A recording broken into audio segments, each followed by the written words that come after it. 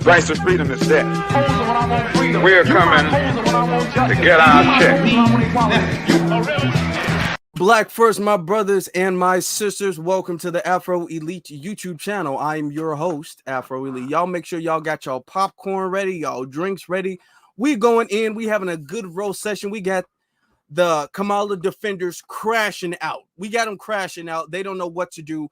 We've been hitting them with so many verified receipts. They don't know what to do. So there's a lot to cover. There is a lot to cover. Welcome everybody in here. I hope that you guys are having a good Thursday evening. I hope this is a good start to your weekend. I hope that you guys will have a good weekend. I'm feeling good tonight, and I hope every single last one of you all are feeling well too. I'm feeling so good. I'm feeling so good, y'all. I might, depends. It depends on the audience. I got to read the room a little bit. It depends.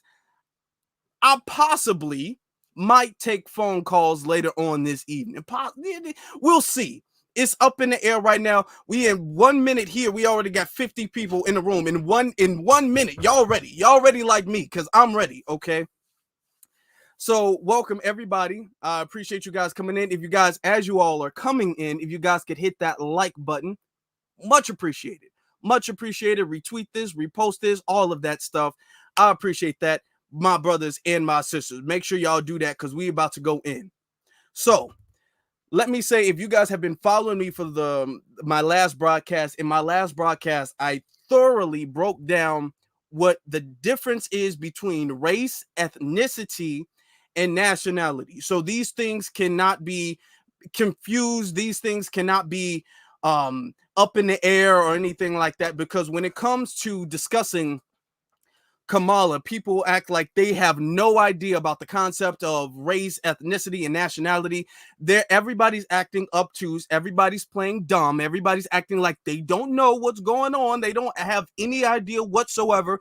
They don't have any idea what we're talking about. In my last broadcast, if you haven't seen that, you definitely want to go check that out after you're done listening to this. Watch the whole thing. Y'all don't want to miss it. Y'all want to be very active in the chat room because we're going in. In my thing, I broke down how, based off of her family background, Kamala Harris cannot be considered a black woman. She can't be. She's damn sure not a foundational black American at all. There's nobody in her family that's a foundational black American. Even she's not even a black Jamaican. She's not even that. She's not even a black Jamaican because her dad is mixed and her mom is full Indian.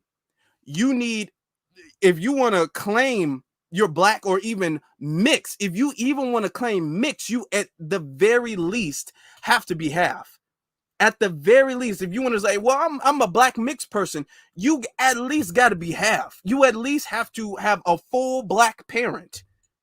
You can't have a quarter blackness in you or 30% blackness in you and talk about you're black. You can't, no. The bar has to be raised higher than that. Somebody in the chat room said it. They not like us. She not like us. She not like us. Shout out to Antithesis for the Cash App. I appreciate you. Thank you so very much, brother. Thank you. The bar has to be raised higher than that. Otherwise, everybody in the 21st century, everybody in 2024 is black. If you guys know about the DNA testing where people go in and they like send their DNA sample to find out where their people are from, like what type of tribe in Africa or whatever the case is their people are from. Every single person who does it, white, black, Chinese, Hispanic, all of these people, Asian, all of these people, they all get a little bit of blackness in them. So if we go by that, if we go by the little bit of blackness now just makes you black, means everybody is black to some degree. There's only about maybe 5% of people in the whole world who are not black. So we can't go by that measurement because if everybody's black, nobody's black. So we can't go by that measurement. We've already disproved that. We already have 100 people, over 100 people in here in less than 5 minutes. And I'm appreciative that you guys are in here this evening because we're really going to go in. All right. So last night, someone had sent me a space. I had seen it a couple of times going, doing the rounds on Twitter. someone has sent me a Twitter space of Luke Campbell, and the title of the space is "Why Do FBA Hate Kamala Harris and Love Donald Trump?" Which in and of itself is a bad faith argument. That's just bad faith, because as far as the FBA community in general, there are some exceptions, of course, but in general, the FBA community does not support Donald Trump. We're not for Donald Trump, just in general. All right. So I went in there to clear things up, because when you're dealing with the shills, you gotta know how to really block their talking points. I already know what they're about to say. I already know where they're gonna go. Now, he cut me off before I was able to really land, and then he had a little let a couple people retort to me without me being in the room. But I did record my segment of when I spoke in there. I waited. I was patient. I waited my turn to speak. I waited for about maybe an hour, to be honest. Totally. From when I got in the room to when I finished speaking, about an hour, waiting for other people to speak, waiting for me to get brought up. Now, this is not the first time I've went in his rooms. I've been in his rooms multiple times, never gotten brought up before. I was surprised that I was able to get brought up this time, but okay, I got brought up. So this is what happened last night on Twitter. It was so much of a big deal. I literally changed my topic. I was going to talk about something totally different. I changed my topic to discuss this. So this is what happened in the space. And I want you guys to pay. We're going to. Okay, I got to move right along here. Visual, you can't really see anything. So you just can't see anything. But I want you guys to pay attention to what Luke says, because these are the common arguments that we face when we deal with these shills. So this is why I broke it down, and I recorded it so I could break this down, because I knew he was going to kick me off eventually. Okay, I got to move right along here. Yeah, I got you. Look, I want to address Dre Day, right? I'm just addressing your initial comment. Afro Elite is on you. Afro Are you Elite. moving on? I was going to address Dre Day real quick. No, let me get you on. Okay, Let me get Afro Elite. I see it. I see it. It's cool. You got it. I got you. Afro Elite, come on. Okay. I'm sorry, I muted the room. Go ahead. Okay. All right. He does that a lot. You can hear me, right? Because I have my Bluetooth on, so I just want to know I can be heard. Yes, sir. We can hear you loud and clear. Okay. I want to say that a lot of people who have criticisms for Harris does not mean that they support Trump. I think that that's a disingenuous point to make. I think that that's really a straw man argument. Just because one person doesn't like or endorse one candidate does not mean at all that they support the opposite party, does not mean that they support Donald Trump, does not mean they support Republicans or his policies or anything like that. I think the people who really can't find a legitimate defense for the criticisms that Harris is facing, they make this straw man argument and they say, well, you just support Donald Trump. That is a way to deflect from all of the criticisms Kamala is facing. That's a way to deflect from that, because people do have legitimate criticisms. I reposted a video. A lot of people are saying that when she was interviewed, being asked about reparations, and she said no, a lot of people said that that was taken out of context. I found a video of her in a debate where she was asked the exact same type of question, only in regards to immigration and what she was going to do when it comes to DACA. And she gave a list of specific things that she was going to do to specifically repair their grievance. And this is what a lot of people are saying. People are saying not that we don't want her to do anything for anybody else, but when it comes to us, we only get what everybody gets, but other people get things specific to them. There's been legislation that she's specifically pushed for illegal immigrants, for DACA, for asylum seekers. There's been specific legislation she's pushed for LGBT, for trans rights, for reproductive rights, for all of these things. There's been specific things she's pushed for specific groups of people, except when it comes to us as Black Americans who are descended from slavery. This is what we're saying. And when we address that, it gets deflected into, well, what is Donald Trump going to do? Donald Trump is not the conversation. You can dislike two people at the same time. You can dislike and disapprove of Donald Trump. I don't endorse Donald Trump. I did not vote for Donald Trump the first time, the second time, and I will not vote for Donald Trump now. I don't support Donald Trump. I don't support the GOP. I don't support Republicans. All of them are white supremacists in my belief. But I also think that the Democrats are equally as complicit in the subjugation and the oppression of Black Americans. Now, I'm going to pause it right here and say, we already got 200 people. We less than 10 minutes in, got 200 people in here. Y'all, please make sure y'all hit that like button. I see you, Earth Angel. I see you, Donna, already with the 100. I already see you. I see you, Cyber Don. I see you, brother. I see you, Stephanie. Appreciate you all. Now, the reason why I set this up, let me make myself a little bit bigger. The reason why I set that up is because the automatic deflection, the whole time I spent discussing, almost half the time I spent, is saying you can dislike Kamala without supporting Trump. You can dislike two different people. And I specifically made sure I blocked that whole, well, you just really secretly support Trump. That's why I said it's childish. And you only do it because you don't have a defense for her criticism. So you deflect to Trump. By me doing this, I essentially blocked any chance of them bringing Trump into the conversation. By me saying it's childish to bring Trump up, you're bringing Trump up because you don't have a defense for her legitimate criticisms, her or the party's legitimate criticisms. By me saying that, if they ever do bring Trump up, it proves my point that they can't stand on Kamala's background. They can't stand on her and her own validity and her own credibility as a candidate. They can't do that without bringing Trump up. So it's almost as if I set this trap, like they're playing checkers and I'm playing chess here.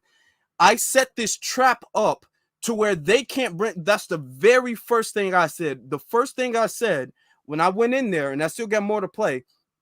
The first thing I said when I went in there, I didn't diss Kamala. I didn't do anything. The whole argument that she's not Black, we get that. We know she's not Black. You're not going to convince them because that becomes this very repetitive argument about, oh, no, you saying Bob Marley ain't Black. You saying Marcus Garvey ain't Black. You saying no. That's time wasting. We can have those conversations amongst ourselves. We know amongst ourselves Kamala is not Black at all. We know that. But what we want to argue with them is policy, because let's be very honest, whether she's Black or not, if she was a Black Jamaican or FBA, what is her policies? If she don't support reparations, she don't support Black families because she be locking them up. She don't support deportation of all of these harmful illegal immigrants. What are we supporting her for? She doesn't support a protective status. She doesn't support us having a specific hate crime bill. If she doesn't support us or any policies that will benefit us, it don't matter. It doesn't matter. The only reason why we bringing up her Blackness is because they're trying to shove that she's Black, so we got to support her automatically because she's Black. The way I opened this up was genius because they don't really have anything to say except for Trump is worse. They know Kamala really isn't a good candidate. They all know this. Like I said in my last live, they're getting paid to say all this, all of it. They're getting paid to say it. So you can't take them serious, but they know she's not good. So all they know is I can just make Trump look worse than what she looks. And that's all I have to do. But by me saying you bringing up Trump makes you look childish and makes you look like you can't really defend her, they can't bring it up, or else they fall into the trap, which they see, so they can't say anything. So the setup is very important in that case. So let's continue. Because after then I spent about 3 minutes going into the setup of that. Has been about 3 minutes. And then afterwards, then I start really kind of going more into her background.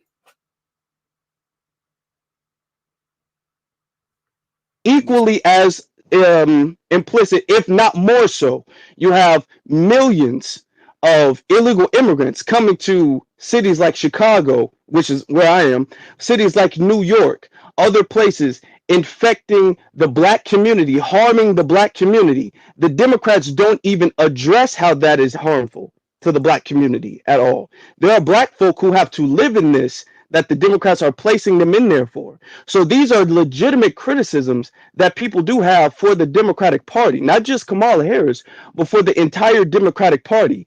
And we need to have a mature conversation where that is acknowledged without saying, oh, you just support Donald Trump, or what is Donald Trump going to do? Because that shows a little bit of childishness, and that shows that you really don't have a legitimate defense for the Democratic Party, and you really don't have a legitimate defense for Kamala Harris, who, if you actually go look at her background, a lot of people talking about the... Now, before I get into that, just briefly, before I get into that, notice I use specific keywords. I use the word childish, and I say we have to have a mature conversation. What that does is that prevents them, like I said before, from bringing up Trump. Otherwise, it would seem as if they're being childish and immature. They can't bring up Trump in this situation because I've automatically discredited any retort that has to do with Trump is worse. She's the better of two evils. She's the lesser of two evils, or Trump is worse, or Project 2025. That's why I said about Trump and the whole GOP, not just Trump, DeSantis, Ramaswamy, whatever his name is. I'll be forgetting his name.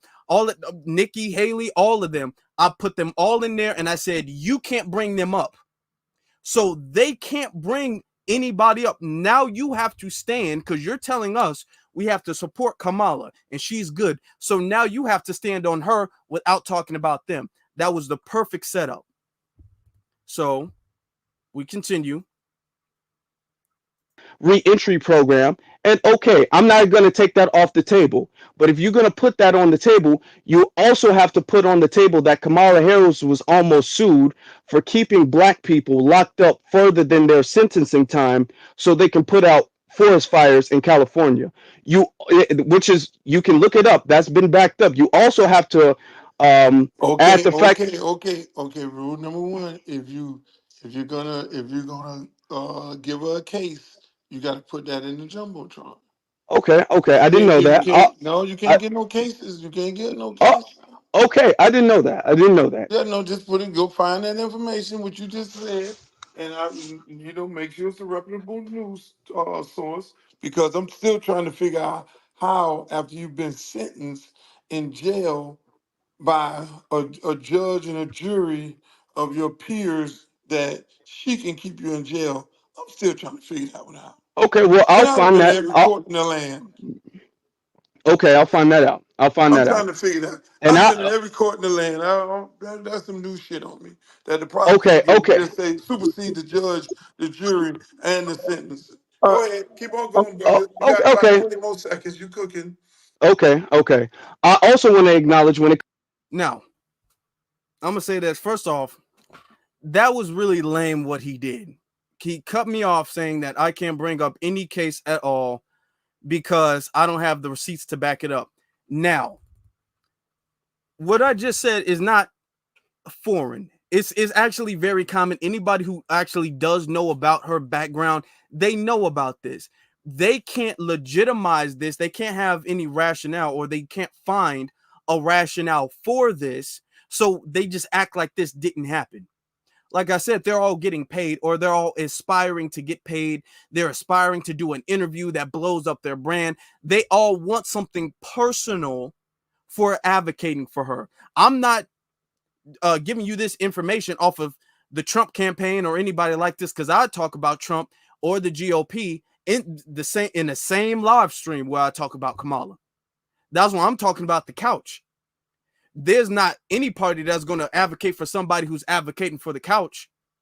So by that alone, you know you don't have any parties backing, because you're telling the people to stay on the couch.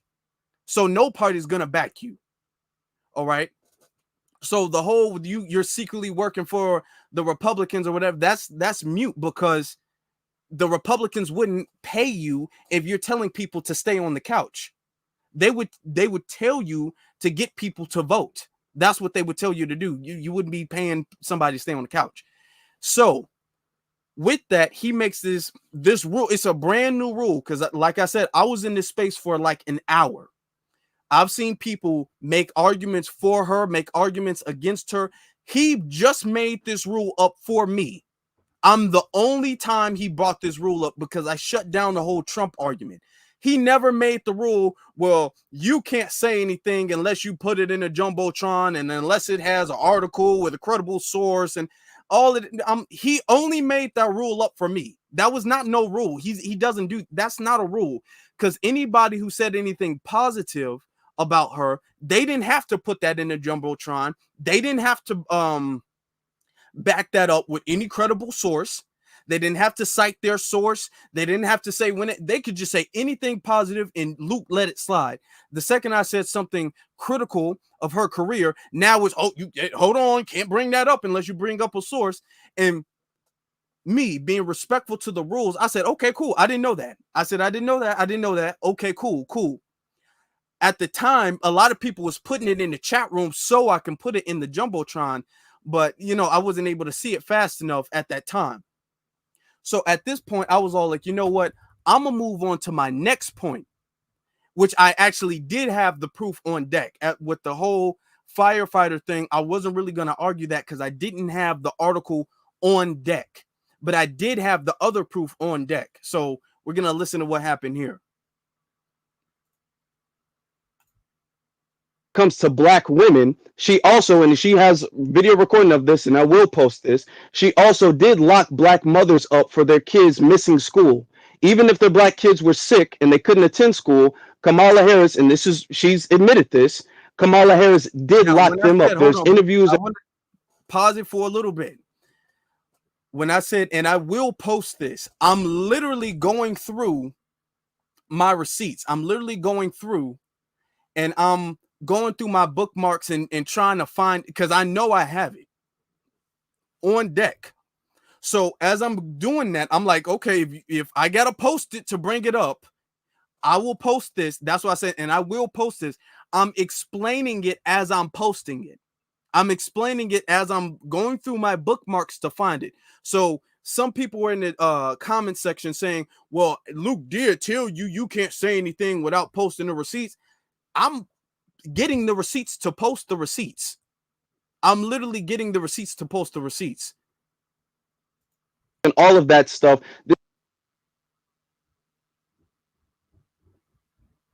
As I'm getting the receipts, I'm talking, and then I realize I'm muted. He just mutes the whole room, and he mutes the room for a long time. And he does this here and there. He's like he's drunk, and he hits the mute button. He mutes the room for a long period of time. And I'm wondering, like, okay, I don't know what's going on. He might not know he muted the room, or there might be a technical issue, but I got the receipt on deck and I'm about to explain it and whatever. And then next thing I know, I'm gone. I'm out the room. I'm like, okay, I'm okay. And the reason why he did that, is because he doesn't have. Gotta move right along. Hold on. You can hear me, right? Because I have my Bluetooth. He doesn't have a retort, because I already broke down the Trump thing. So if it's all like, you can't bring up Trump, you have to either justify, you have to come up with some rationale for Kamala's background, or you have to disprove me. You have to say I'm either making it up, which I'm not, and I have the proof that I'm not making this up. I'm either making it up, or you have to come up with some type of justification for that, or she's going to just take this L. Those are your only options. You can't say it didn't happen. Luke can't say it didn't happen because he knows it happened. He has enough of these conversations. He hears enough of these points to know, yeah, this is true. This is true. This is not no hidden thing that people didn't know about. Tulsi Gabbard brought this up in the debate. This was brought up in debates a couple of times of her doing this, which Kamala has actually never denied doing this. She's never said that's not what happened. She's essentially admitted it by not denying it. All of the times she was criticized about it and she was faced to address it, she's never denied it. So she did do it. She did do it. And he knows that, and he knows about the truancy thing because that's a big thing. And I was just about to put the interview up. Kick me off the stage. I said, okay. I didn't fight to get back on the stage. I said, fine. I said, that's cool. That's absolutely fine. I don't have to be on the stage. I got what I needed because all I really came there for was to show people how to set up an argument. Because when you set it up saying, hey, I'm not a Trump supporter. This isn't me secretly trying to diss Kamala to promote Trump or the GOP or the Republicans. I'm not going to shade Kamala and then give an alley-oop to Trump. I'm not doing that at all. I didn't even say nothing positive about Trump, even though Trump is talking about deportation, which is not what Kamala's addressing at all, to be very honest. But I didn't even say that. I said I don't support Donald Trump at all, which I don't. That's the truth. Because I wouldn't be voting for the couch if I did. Don't support him at all. But that doesn't mean I support Kamala. And it's immature. And we need to have a mature conversation where we can acknowledge the Democrats' faults without bringing up the Republicans. Now it puts everybody on point to say, if the first person who brings up Donald Trump, you're immature. The first person who does it is childish. That's why nobody could retort to what I was saying while I was on the stage. Now, when I was off the stage, I listened for a little bit and they had some feedback for me. Only when I left the stage did they have any feedback for me whatsoever. Only when I was gone did they have any feedback. I'm going to go here to Miss Wellington. Come on, Miss. So when she was dead, after he kicks me off, he doesn't let me land. He doesn't let anybody retort me, which he often does. He often lets people retort what he has to say. He didn't do none of that. He kicked me off and was like, well, we're going to get to Miss Wellington. I'm like, damn, okay, all right, okay, cool. So this is what Miss Wellington has to say. I'm going to go here to Miss Wellington. Come on, Miss Wellington. I got to bring some people up, ladies and gentlemen. So if I take you down, that means I don't want to take you out. If you're up here, you need to put your hand up. Miss Wellington, is on you. Go ahead. sorry, I was sorry, double mute. So, Afroly, you were stating that she placed people, and you had a tape of her placing people in jail for truancy. That did not happen. That did not happen when she was DA at San Francisco. So I don't know what tape you have, but it doesn't really exist in real life. I literally tagged you in a post in the Purple Pill regarding Kamala even as a senator stating that she is for reparations. That is okay. Kamala has never said anything about being for reparations. That's a lie. We all know that. Otherwise, she wouldn't have said she's against reparations. She's against doing it, not just reparations, y'all. I want you guys to really understand. Kamala did not just say she was against reparations. She said, literally, let me make myself bigger for this. She said she was against anything specific for Black people. Now, so that includes reparations, that includes any type of specific tangibles, that includes a hate crime bill, that includes anything and everything at all, period, that is specific to us. She is not in support of that. She's in support of a lift all boats, and that's going to disproportionately help us. That's exactly what she said, which multiple studies have shown lifting all boats does not, if you give everybody an equal boost, that's not going to disproportionately help the people further at the bottom. That's not true. To get to the top, that's not true. There's been many studies to disprove that. But she never at all has ever said she's against that. She said she would entertain, and I broke this down on the live stream, she would entertain the conversation. She would lead, quote unquote, lead the conversation on what reparations could look like. That is it. That is it. That is it. Essentially, that's not anything. That's not saying you support it or not. That's not saying nothing. So she didn't. Now, she said I was incorrect about me bringing up her locking up black mothers for truancy. So, if I was incorrect about that, we're going to look into this and we're going to see exactly how incorrect I was. So, this is proof, this is verified proof that Kamala Harris, the story about Kamala Harris's truancy program, okay? This is in 2020. So, we're not going to read the whole thing, just enough to show that when we say she locked black mothers up, which she laughed about it, and she had interviews laughing about it. And the reason why I pull up this article is because I don't want to pull up a little clip and then somebody's like, well, no, that clip is taken out of context. That clip, because everything that makes Kamala not look good is taken out of context. Everything. So I'm going to pull up this because you can't say this makes her look out of context. It says, our latest episode of Code Switch, we took a look at vice presidential candidate Kamala Harris' record as a prosecutor and how she used her powers as San Francisco's district attorney. She said she didn't do that when she was district attorney. Yes, she did. This is the word district attorney. She did this when she was district attorney. And hold on, I just clicked off. And later, as California's attorney general to shape the criminal justice system. Continues to say, and of that record, one of the, excuse me, hold on for a second.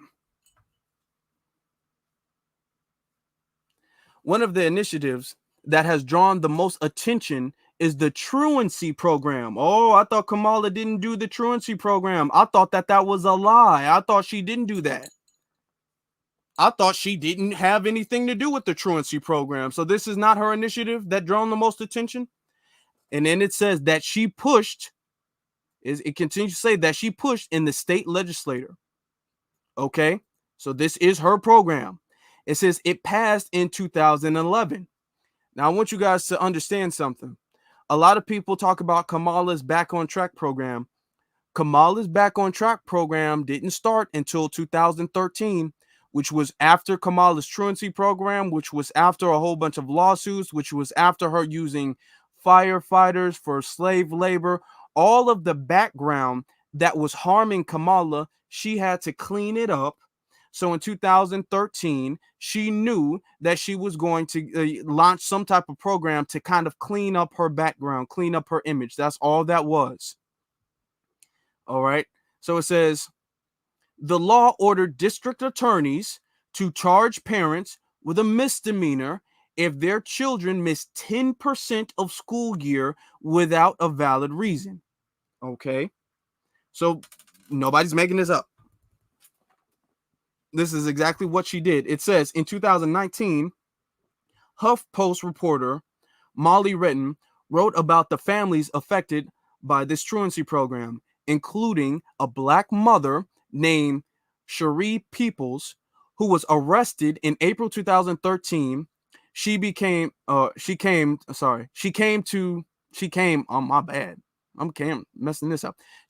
the show to help explain why this program, which initially launched without much criticism, ended up becoming so controversial and why it disproportionately affected families of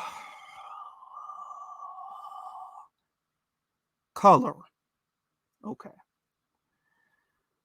Families of color. All right, here we go. And they always got to throw something in there, right? It says, and so we're just going to finish it off right here. There's an extended clip of our conversation, which has been edited and censored for clarity. Sorry, I don't know why I can't read right now. I got to bring my laptop a little closer. So she did. Let's be honest. She did. We're being dishonest. We're being dishonest by saying she did not do that. The proof is that she did that. Miss Peoples, her child, had sickle cell. She had documented that to the school district. So there are episodes, and we're not going to do no big breakdown about sickle cell. Sickle cell is a very serious disease. So there are times when during the school year, your child might have an episode where your child needs to go to the hospital. All of this is proven. All of this is verified. So there are times when if your child is having an episode or whatever, you can't be like, oh, I'm sorry, you got to go to school today. Your child needs to go to the hospital, or else your child might not live the next day. So that happens enough times throughout the school year. Now you've automatically been marked on this truancy program. They said without a legitimate reason, but the truth of the matter is it's without any reason at all. Regardless of the reason, if your child is not in school, we're locking the parents up. So she's in the hospital with her baby girl, and police come and lock her up. And now she's charged. There was another woman who was homeless. Their kids were going to school, but the family was actually homeless, kind of living from house to house or whatever the case is. The kids were missing school as the mother was trying to get up on her feet. She's trying to get a job. She's trying to get a house. They're living from house to house. They are officially legally homeless. Charges were put on her until that got out to the public, and then Kamala dropped the charges. All of these things, Kamala would have kept them in prison had it not gotten out to the public. Now, I want to bring up something else. Luke said that I was incorrect. He said I was lying when it came to the whole her using slave labor and everything like that when it comes to the police. Prisoners. Said I was incorrect. So we're going to look into this. He said I'm incorrect, so let's look into this.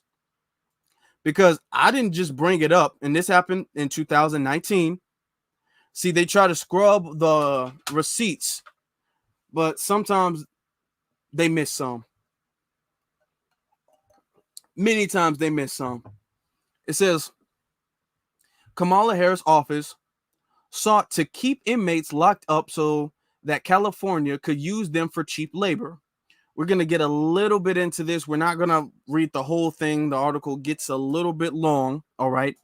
So it's saying lawyers under the oversight. So this is under her authority. Lawyers over the undersight and then Attorney General of California, Kamala Harris, argued in 2014 against the release of non-violent criminals because they wanted to keep them for cheap labor, slave labor. Let's not be coy about it. Let's tell the truth. It's slave labor. That's what it is. It says, quote, extending 2-for-1 credits to all minimum custody inmates at this time would severely impact fire camp participation. A dangerous outcome while California is in the middle of a difficult fire season and severe drought, lawyers from Harris's office wrote in the filing.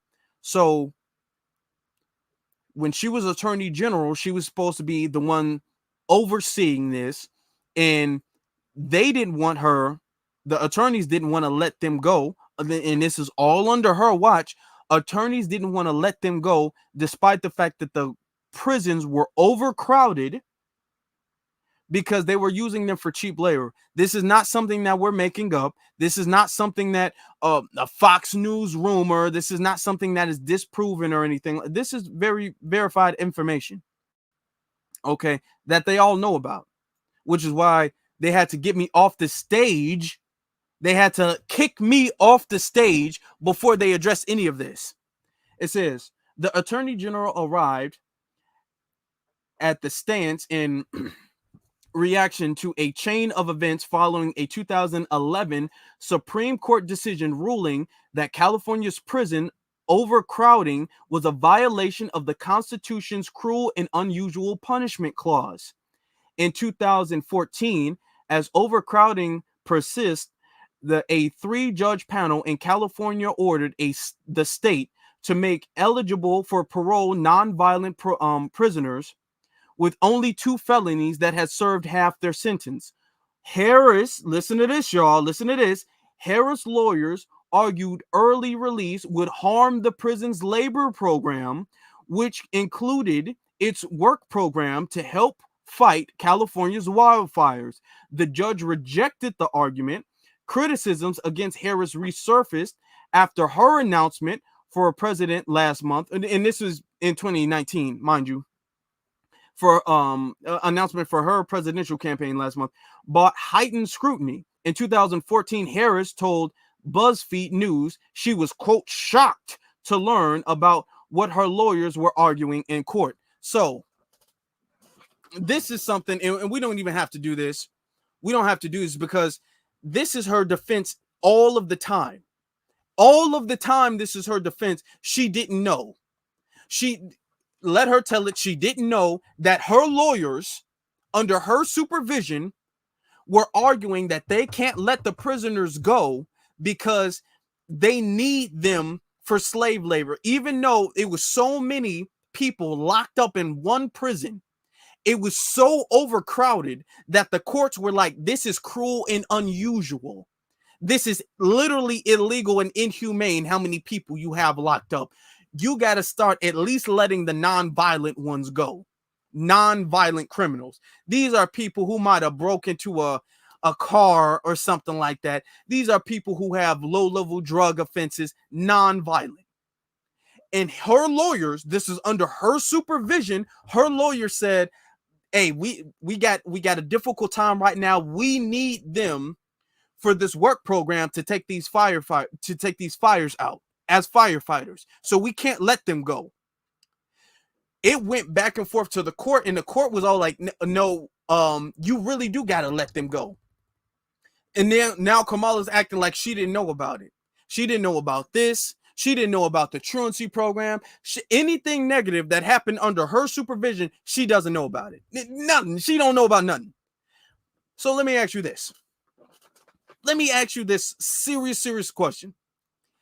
If as Attorney General, if her lawyers can keep people locked up, which is supposed to be her job to make sure she knows what's going on, if as Attorney General, she doesn't know that her district attorneys are keeping people in prison, and it's such a case where the Supreme Court has to get involved, it's such a case where it's illegal at this point. It's unconstitutional how many people were locked up, and she didn't know anything about it, and she was shocked.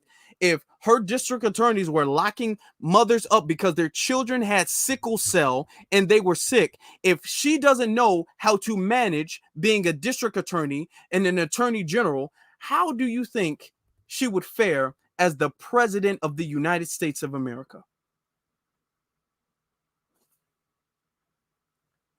Let's just think about that. She has no way. If she's terrible, if she doesn't, because also the scandal we talked about in our last live, the scandal where in the drug lab they were falsifying the drug laboratorians. Okay, the drug scientists, the lab scientists were using the drugs. They were taking the drugs, and they were falsifying evidence on the inmates. Okay, which caused over 1,000 inmates to be released after their cases got reviewed. And Kamala did not do anything to punish them. She didn't do anything when she knew about the scandal. So if all of the lab techs, thank you. If all of these incidents can happen under her supervision, firefighters illegally working as slaves in California, locking black mothers up for their children having sickle cell, your lab techs, not just using the drugs, but falsifying evidence, which caused over 1,000 innocent people to be sent to prison. All of these things happen under your watch. What would make a sane person believe that you can manage being the president? What would make you are a terrible politician? You're a horrific politician. You have a horrific record. You have ruined way more lives than you've helped. You are a horrific politician. What would make a sane person believe that you would be a good fit for president? Not a single person with any bit of common sense would believe she would be a good, not a single person. None. Like I said, all of the people advocating for her are getting paid. The other video with the TikToker, she's making $3,000, $10,000 a video. Yeah, they all either getting paid, like I said, or they're trying to get paid. All of them are doing that.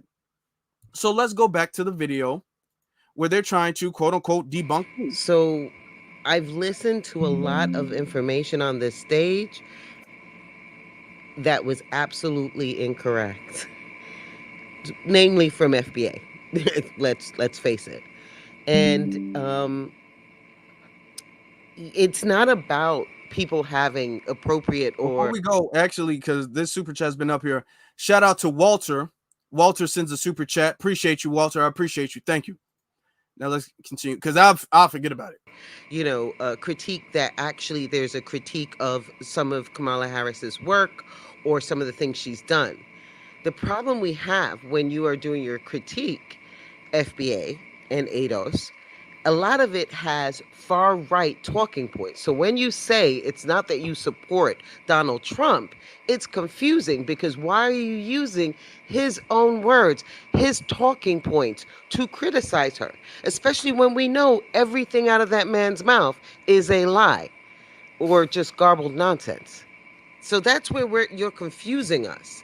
So people like Afro Lee, people like Sir Major, when he was talking his nonsense, as someone who is in New York City, and during the time where that COVID bill, where it talked at what he thinks is an Asian bill, was signed, which it isn't. If you look at the bills that are signed, we should all recognize there cannot be any law that solely is to anyone based on race. That is literally why, after FBA and ADOS has been told this, they switched it to a lineage base. You know that is the reason why you switched your words. Because initially, when I heard about reparations and they made it through the base of being descended from American chattel slavery by race, I stated that would be all of us.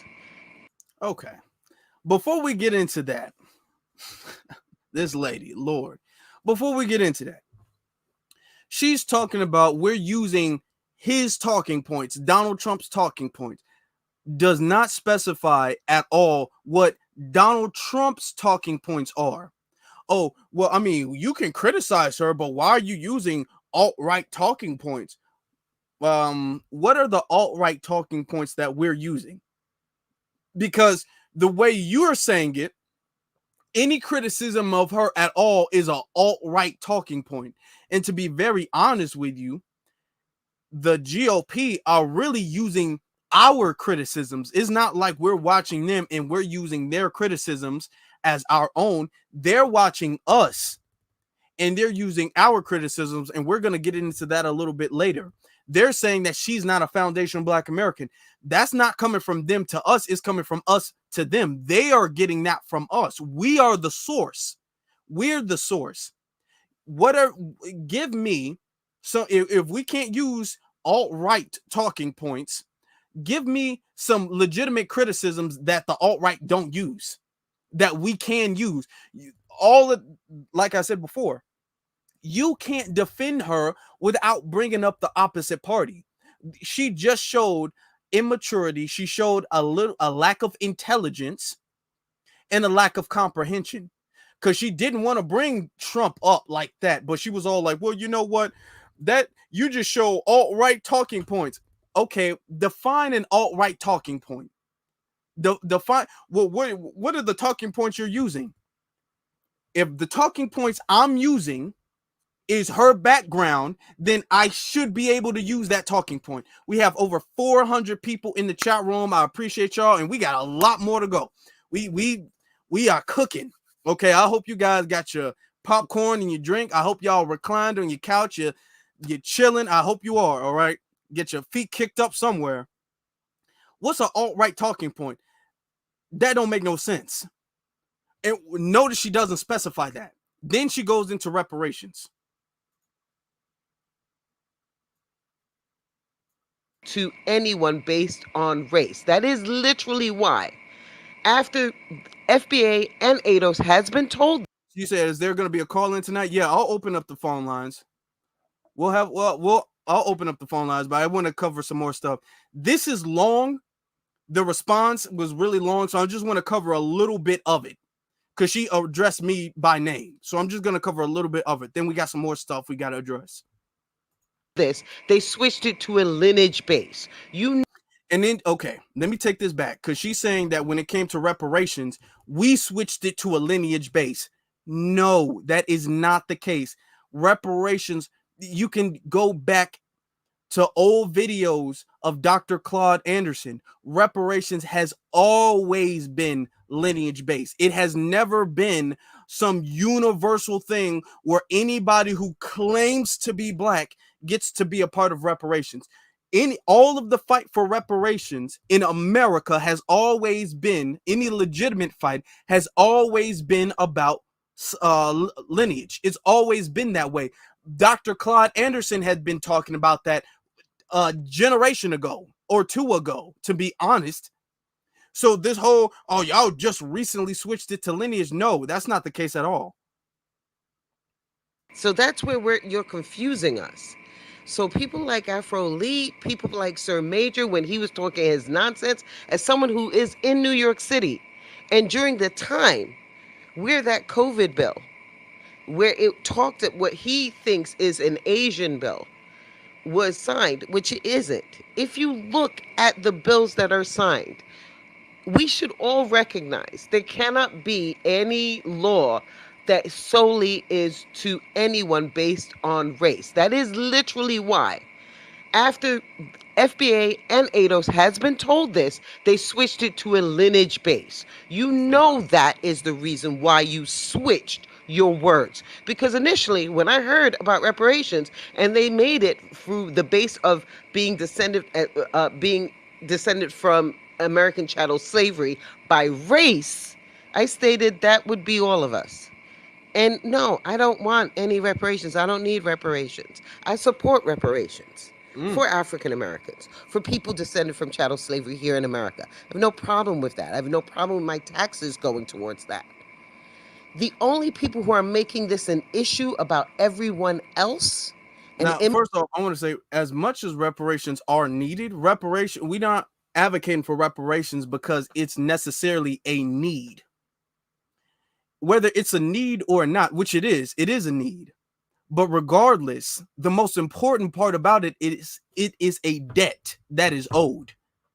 Whether I need it or not, I could be a billionaire. I still am owed reparations. If I have $1 billion, I'm not going to live to spend all my money unless I make some very bad investment and I lose it. I'm not going to live to spend all my money. I still am owed reparations. It's not, well, I don't need it. Don't matter if you need it. You sounding like you are not eligible for it. That's what you really sound like. You sound like you're not really owed reparations. That's kind of what you sound like. Immigrants specifically, which again is a far right talking point, are you?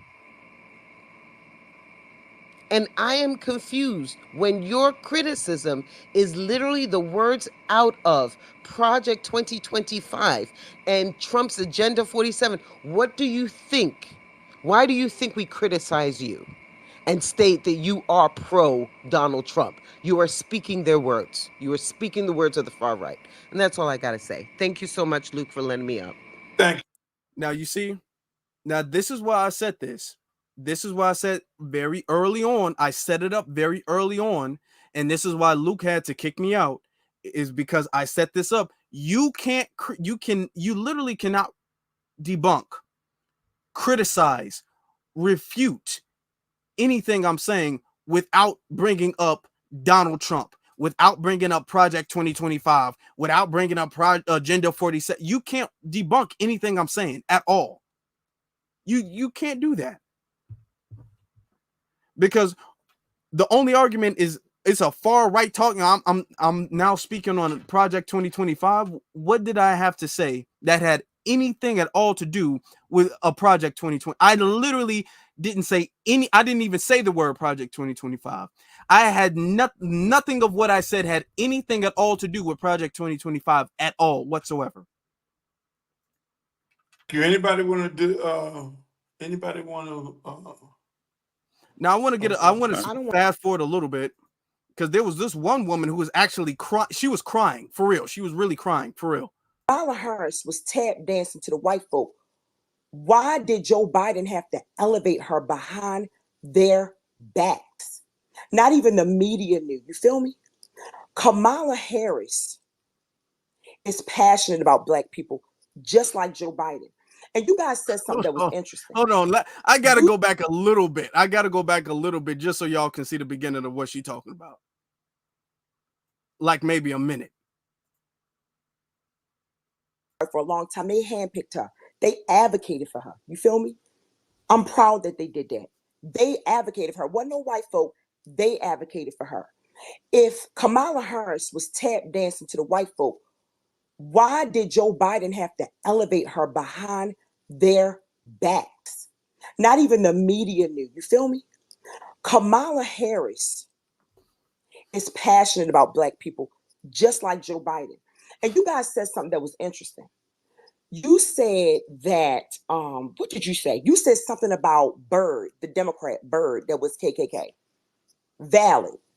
But what you didn't know was that he repeatedly and consistently said that he was wrong. He said, I was wrong, this, that, third. So he made sure he spent the rest of his life fighting for civil rights. He did. Now, am I saying he was right? Absolutely not. But I will say this. Back in 1994, right? Mayor Schmoke was our mayor. We eat our own. And this is what I don't understand. Now listen to this, y'all.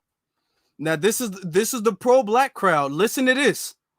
This is why I didn't want to skip past this. After the Kamala and Biden are both passionate about Black people.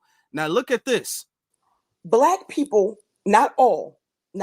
It's a very minute, small portion of you guys that are brainwashed.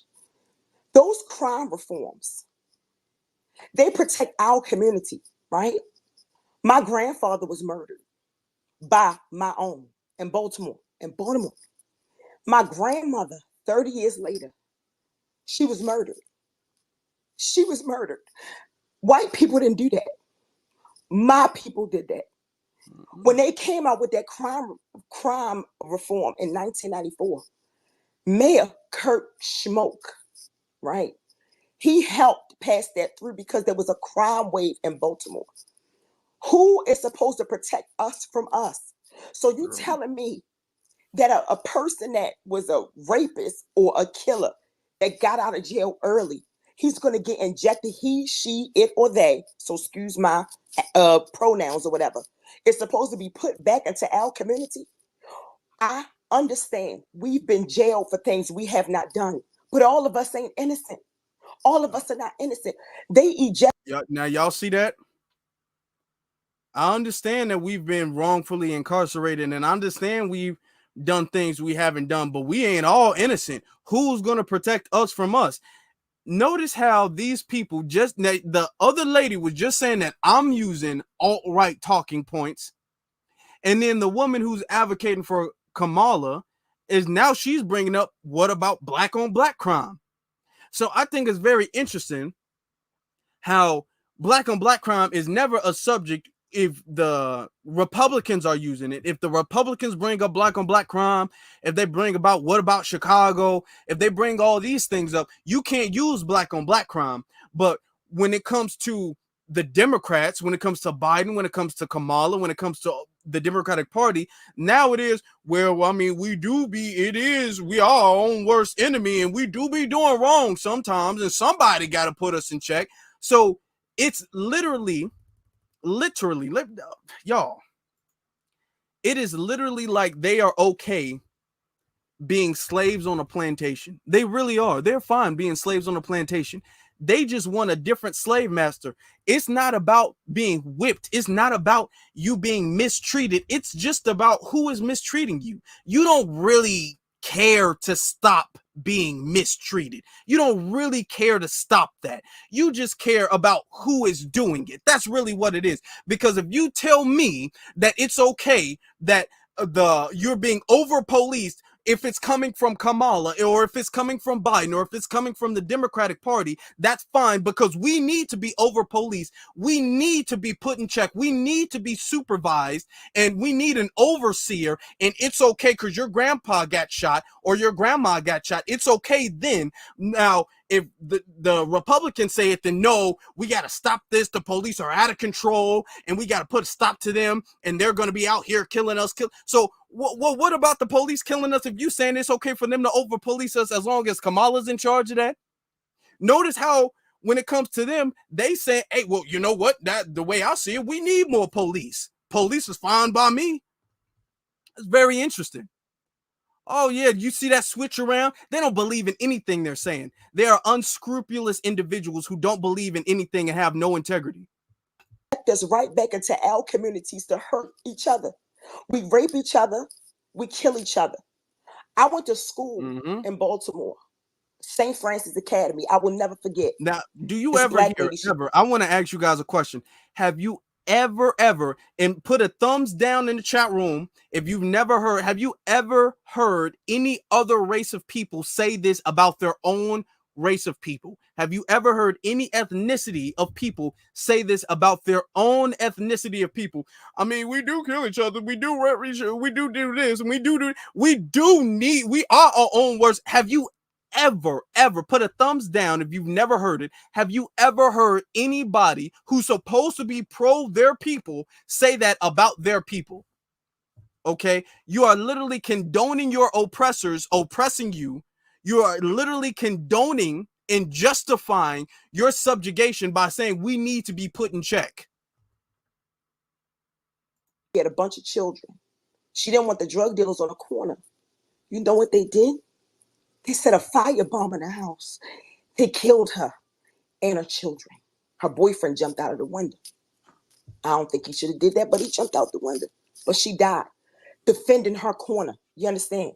The police was like, oh, you need to get out of here, but she wanted to stay on her block. We eat our own. We do need justice reform, particularly for these children who are in jail that need mental health assistance.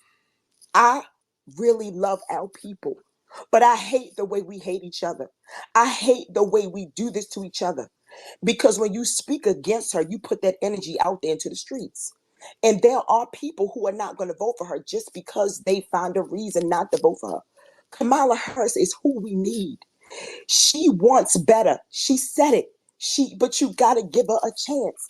There's so many things that she's fighting against. She is the only one of her, just like Obama was the only one of him. It's not a whole gang of us up there with her. You feel me? She's up there fighting the establishment.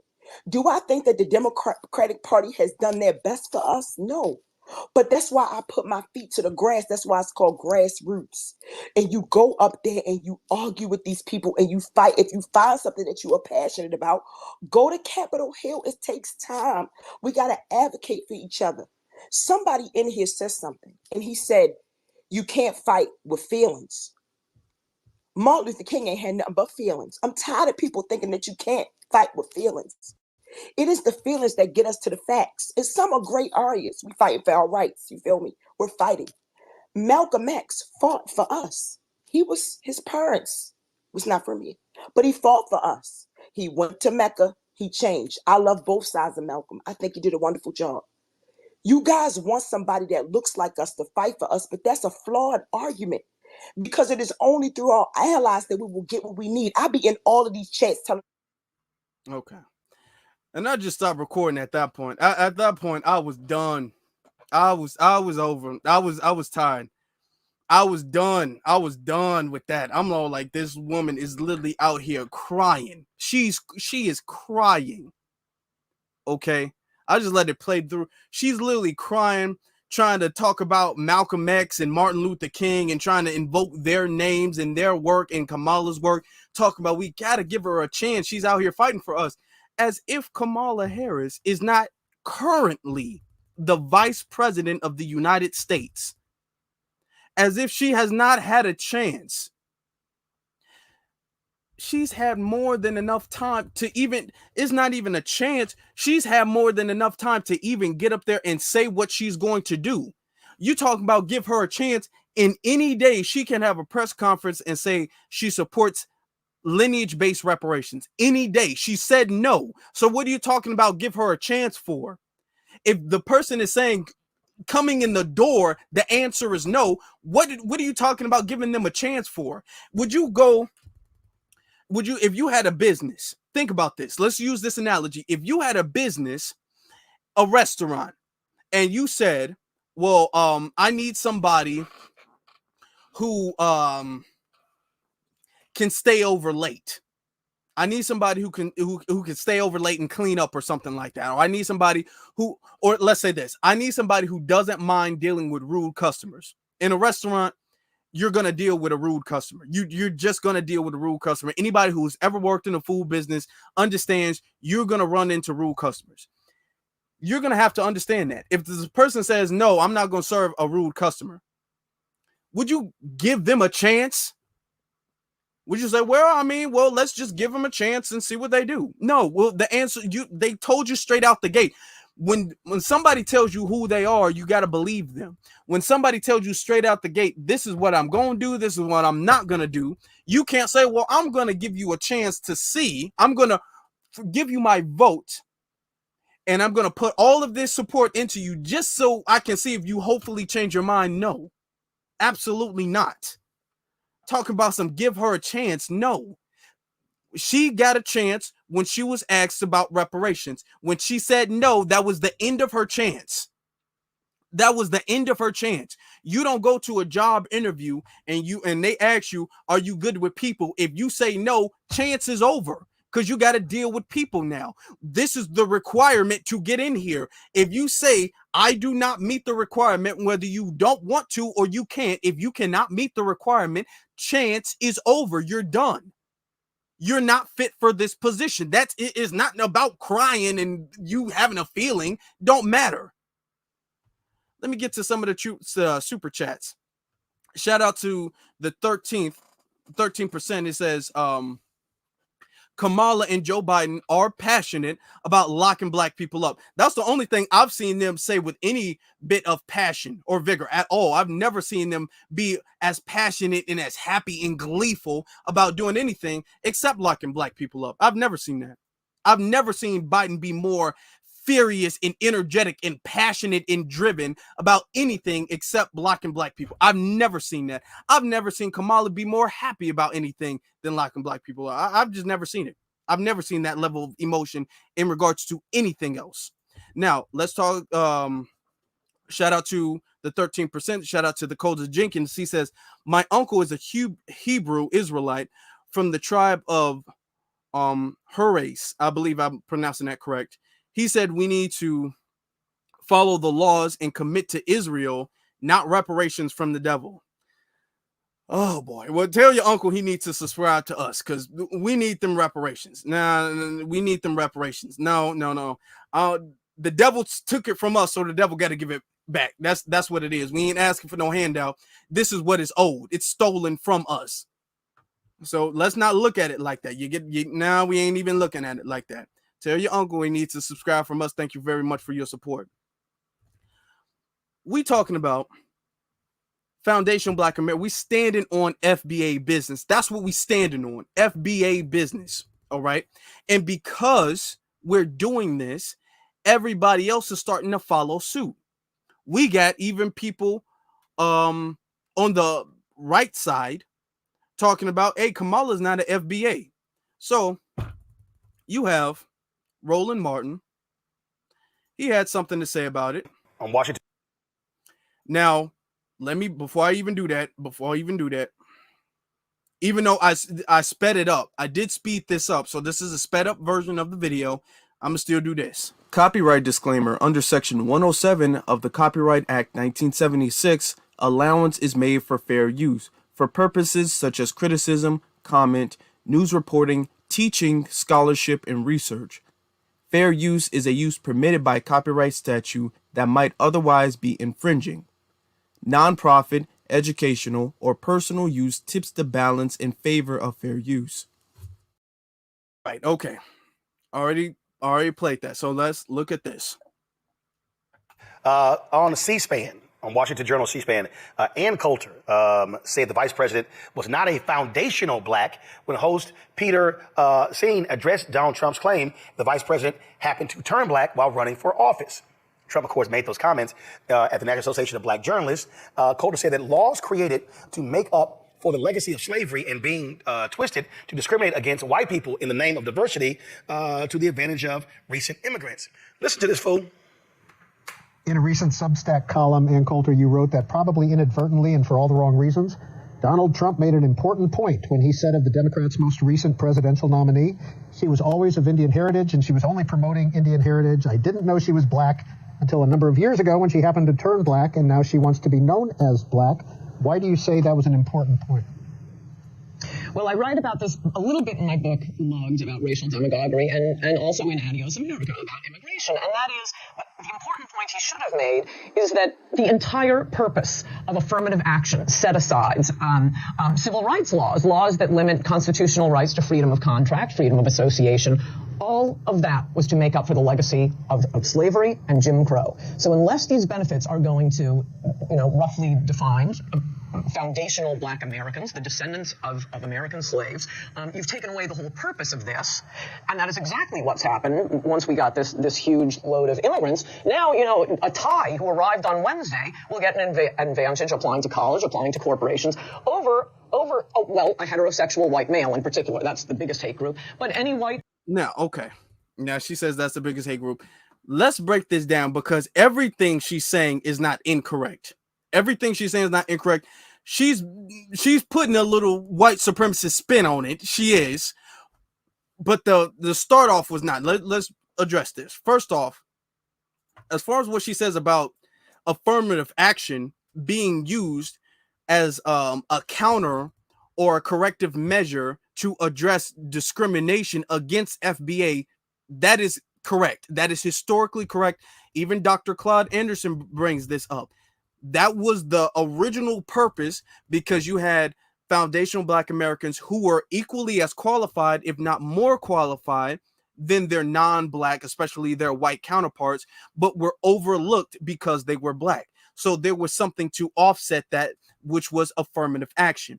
It got messed up because affirmative action then later included the word minority, and the word minority included anybody. It was a very vague and ambiguous term that anybody could really fit into. So then everybody had qualified for affirmative action. Now she's not going to bring this up, but including and more so in especially white women, and there's been multiple studies to verify this. We've talked about this many, many times. White women are the number one, y'all, beneficiaries of affirmative action.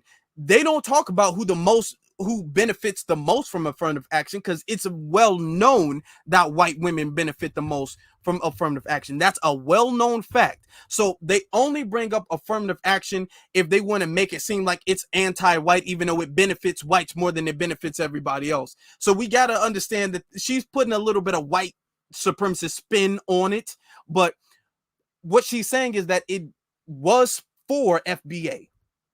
And now it's not for FBA. Now it does not benefit FBA, which is why you didn't really see the FBA community really throwing no big fuss when it was overturned. Because it had been, a couple generations of that not even really benefiting us like that anyway. So we just got to correct it. We just got to correct it because she always going to put a spin on it. American, and all of the civil rights laws have been, and affirmative action and so on, have been twisted into just anti-white hatred and open, egregious discrimination. So to make the point that Kamala isn't a foundational black American. I'm always pointing out to black people, hey, have you noticed Indians are getting all the good diversity jobs? What do we do to Indians? We didn't enslave them. Most of these immigrants coming in, most are from 90% of legal immigrants are from the third world. And mostly we've just run around saving them from earthquakes and tornadoes and coups and starvation. You know, they owe us. We don't owe them. But to switch from the concept of integration and civil rights for black Americans to this BSE diversity, it's nothing but discrimination against white people. And that point should be made not just to, as I think Trump is always thinking, oh, he's going to win the black vote. He's not going to win the black vote. You ought to do things because they're the right thing to do, not because this is an appeal to black people, like releasing criminals. He thinks he's going to get the black vote by being soft on crime. Anyway, not only to point out to black Americans that their history is being stolen by immigrants, but to remind white Americans that this whole diversity thing is just discrimination against them. You still want to vote for them? No, you see what I'm saying? She tells the truth for a split second and then overshadows it with a racist lie. When she made the argument that our history is being taken over by immigrants, let's be honest. If we gonna have to be honest and acknowledge the fact that that is something that they are attempting to do, that is what they are trying to do. Would they say now, a lot of them saying that America was built by immigrants, not FBA. America was built by immigrants. That is correct. And then she's saying this is about being anti-white. So she's trying to take our history and she's trying to make it seem like this is what we should be facing, what we should be upset by is harming white people. That's what she's trying to say.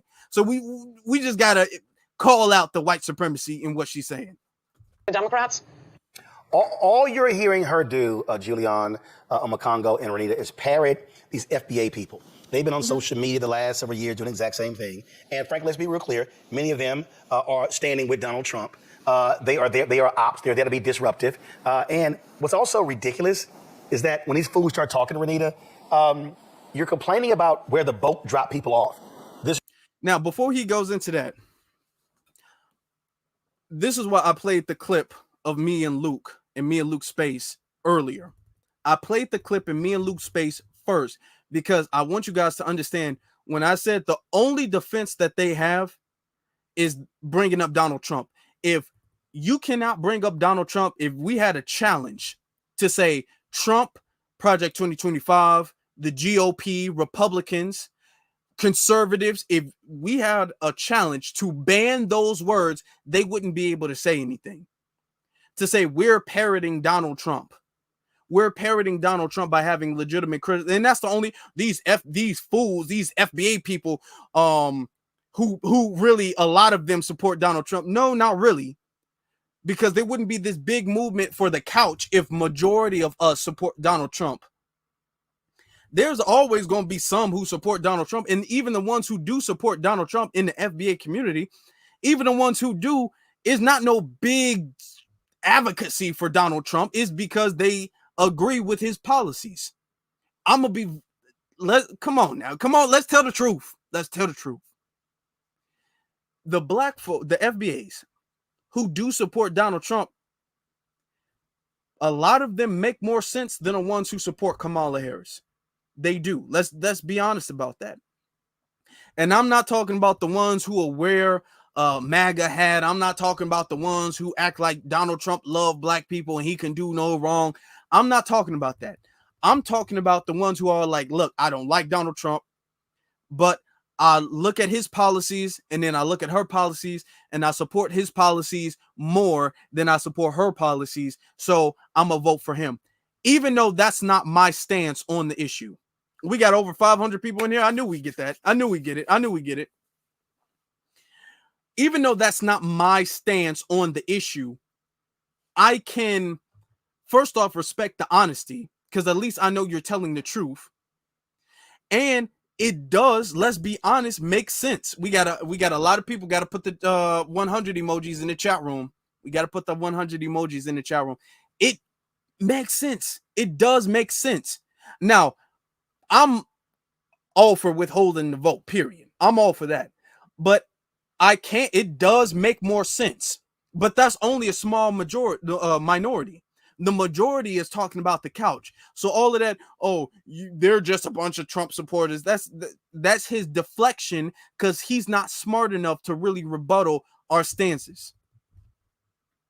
But then he goes on. I'm gonna take it back, because now he's acting like he don't know what FBA means. They are ops. They're there to be disruptive. And what's also ridiculous is that when these fools start talking, Renita, you're complaining about where the boat dropped people off. This notion that Haitians, Jamaicans, and others were not impacted by slavery is pretty stupid. Now, before we get into no, we're not gonna do that. No, we're not gonna do that. No, we're not arguing about anybody and everybody who is quote unquote affected by the concept of slavery.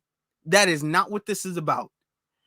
Slavery in America is what we are referring to. We are referring to slavery under the government of the United States. That is it. He's talking about, the only difference is where the boat dropped us off, historically and scientifically speaking, as actually inaccurate. That's actually incorrect. We've done many lives breaking down the science and the history to show you all that there were black people here prior to Europeans. There's been science that's backed this up. Every historian verifies this. It's been verified for decades now, to be very honest with you. All right. So for you to say the only difference, scientifically not true. But even still, the system is different. This is the government that is different. The government that oppressed us is different than the government that oppressed you. The way the government oppressed us is different from the way the government oppressed you. We have two different lineages. We are of two different ethnic groups. Now, what's interesting about this is they'll make this argument that the only difference is we should accept them because they just got dropped off on the boat by a different place. Now, they don't have to, as Jamaicans, as Haitians, Jamaicans and Haitians, they're not obligated to accept us. Just keep this in mind. Let's process this for a second. Jamaicans and Haitians are not obligated to accept us as FBA. We can't go to them and say, well, the only difference is where the boat dropped us off. So we're all the same. Oh, no. They would say we're different ethnic groups. They would say we have different histories. We have a different historical background. We have a different culture. We're different people. So they're not obligated to accept us in our grievance, even though we all went through slavery. But for some reason, we're expected to not just even expected. We're not obligated. We're obligated to accept them because they also went through slavery. And then when you open that door, well, you had a lot of Hispanics in Mexico. There was slavery in Mexico. So now all Mexicans, there was slavery in Mexico. All right. Not under the American government, but there was a concept of slavery in Mexico. So now everybody who was ever a slave, period. Now no, we're not even going to do that. He's acting like, the boat dropped us off in different places. Well, yes, the boat dropped us off in different places, which makes us different people. That's what it is. The boat dropped us. Anytime somebody says that, from now on, anytime somebody says, well, the only difference is where the boat dropped us off. Exactly. The boat dropped us off. Even if we want to use that argument that we all got here by the boat dropped us off in different places. So we're different people. That's just what it is. We're different people because the boat dropped us off in different places. Before we keep going, let me get to the super chat real quick. We got a super chat from our good brother Herc. Herc Owen says, sends a 20, says she needs therapy. Okay, he's talking about the other lady. She needs therapy and needs to heal. Kamala doesn't give a damn about black women or black people. Correct. Kamala let Matrice Richardson mysterious murder go unsolved. Some pro-blacks are sick and misguided. That's true. She still has not done anything. Nobody to this very day has been punished for the situation in regards to Matrice Richardson at all. Well, she's pro-black, even though she reopened the case just so she can get enough votes to get into the Senate, and then she closed the case again, the section she got in there. Now, let me get to 48 TCO. He says, the days pass, as the days pass, all I feel is rage growing inside me. And I understand that. War coming, and we aren't the blacks of yesteryear. That's true. That's very true. This ain't the time when we trying to get along with everybody. This ain't the time when we trying to turn the other cheek and trying to have other people see our humanity. This is not that time anymore. This is a new day. They better recognize. Now let's get back into the clip.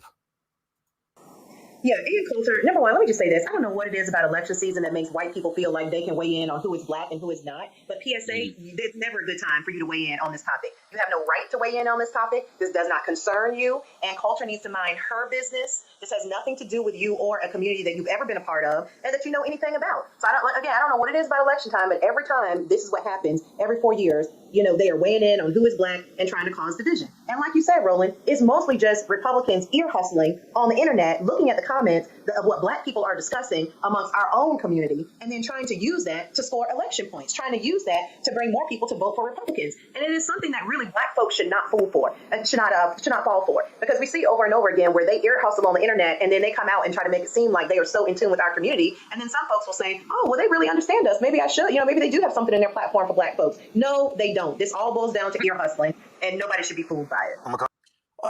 I'm gonna be honest. At least we know they listening. If we're gonna pull it that way, and I'm not sitting up there trying to advocate for them, but at least we know that they are listening. Let's keep this real. If they ear hustling and they take, first off, you saying we taking their talking points. Roland was saying we taking their talking points, and now, or the other lady was saying we taking their talking points. Now you saying they taking our talking points. I'm gonna be honest with you. We shouldn't listen to them because they're not in tune with us. The Democrats are acting like they can't hear us at all. The Democrats are straight up ignoring every single thing. You'll have Republicans or the right, they'll say FBA or Foundation Black American well before any of them say it. And anytime Roland or any of them say it, they say it in a very disrespectful and degrading manner. So if we're going to be very honest, you got one that's at least ear hustling and acknowledging what we saying, even if they're trying to make it seem like it's what they're saying. One is acknowledging and another one is completely ignoring. Look, at the end of the day, they feel like they can tell us who we are, but don't want to have a conversation about everything that they've done to change or expand whiteness in order to keep some form of majority. Remembering the fact that Irish people were not white when they got here, Italian people were not white when they got here. Even at certain points, they made people from certain Asian countries white. So they always try to, make this race thing fluid, as I talk about in my book, Lies About Black People, to try to keep their numbers growing. And then they want to continue to try to dilute our population by throwing out terms like BIPOC and all of these things. And similar to what Renita was saying, they feel at election time they can tell us who we are. But the fact of the matter is, black is international. We're not talking about African American. That's a birthplace. Black is an international thing that people need to fully understand. And this goes to our last segment of dividing black men and women. They cannot divide us as black people. And the more we stand up and the more we coalesce around Kamala Harris, who has been black all her life, as we have defined in our community, the fact of the matter is we will continue to push back. And Ann Coulter, just listen to her. She starts talking about Thai people and then goes to quote unquote straight white men being taken their jobs. So what, all Thai people are gay now? Like, they have no concept of what they're talking about. So all they have is insults and all they have is terms to disparage people of diverse backgrounds because they hate it and they don't know the history, which is why she can't talk about the fact that affirmative action benefited white women more than anybody else. They're ignorant, they're foolish, and they're dangerous, and we need to continue to call them out because we have the facts and history on our side. First off, before we continue, look at this man. Look at this man. Why does all, and I'm saying all, ALL, why does all of Roland's guests look weird? Especially when he brings on a man. When he brings on any man, the man got some, he looks weird. This is a weird looking dude. Okay. He always brings on these weird looking people. Who is this dude? Roland should be bringing up strangers off the street or something. First off, he's talking about, well, no, we're not talking about African Americans. We're talking about, no, because Ann Coulter was talking about foundational Black Americans. Now, all of them are sitting up there playing, well, you can't tell us what Black is. Ann Coulter didn't come up with FBA. Ann Coulter is not the one pushing FBA. We're the ones pushing FBA. We're the ones who are defining who is with us and who is not, who is like us and who is not. We're the ones saying that. She's just saying what we are saying. We've been saying that. She's not saying that. So you mean, oh, she can't come up here and tell us? Oh, no, she's not saying anything.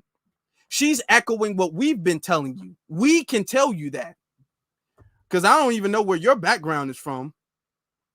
We know Roland's a tether. Don't know where this other lady is from. Now listen to this.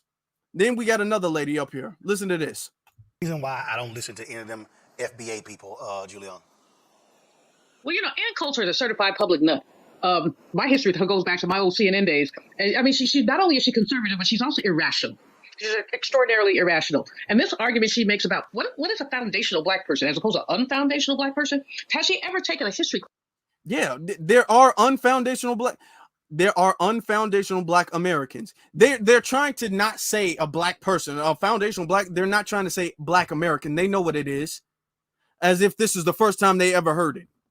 Because Ann Coulter said foundational Black American. They're trying to say foundational Black person. They know what it is. Well, hold on. Well, what is an unfoundational Black person? A person who's not a foundational Black American. That's, you know, they're playing games here because they know what it is. Class that discussed the Middle Passage, the transatlantic slave trade. Kamala's dad, Don Harris, who's an economist, he's Jamaican. But the same ship that stopped basically in Virginia probably eased on down the road, to Jamaica. So she doesn't know what she's talking about.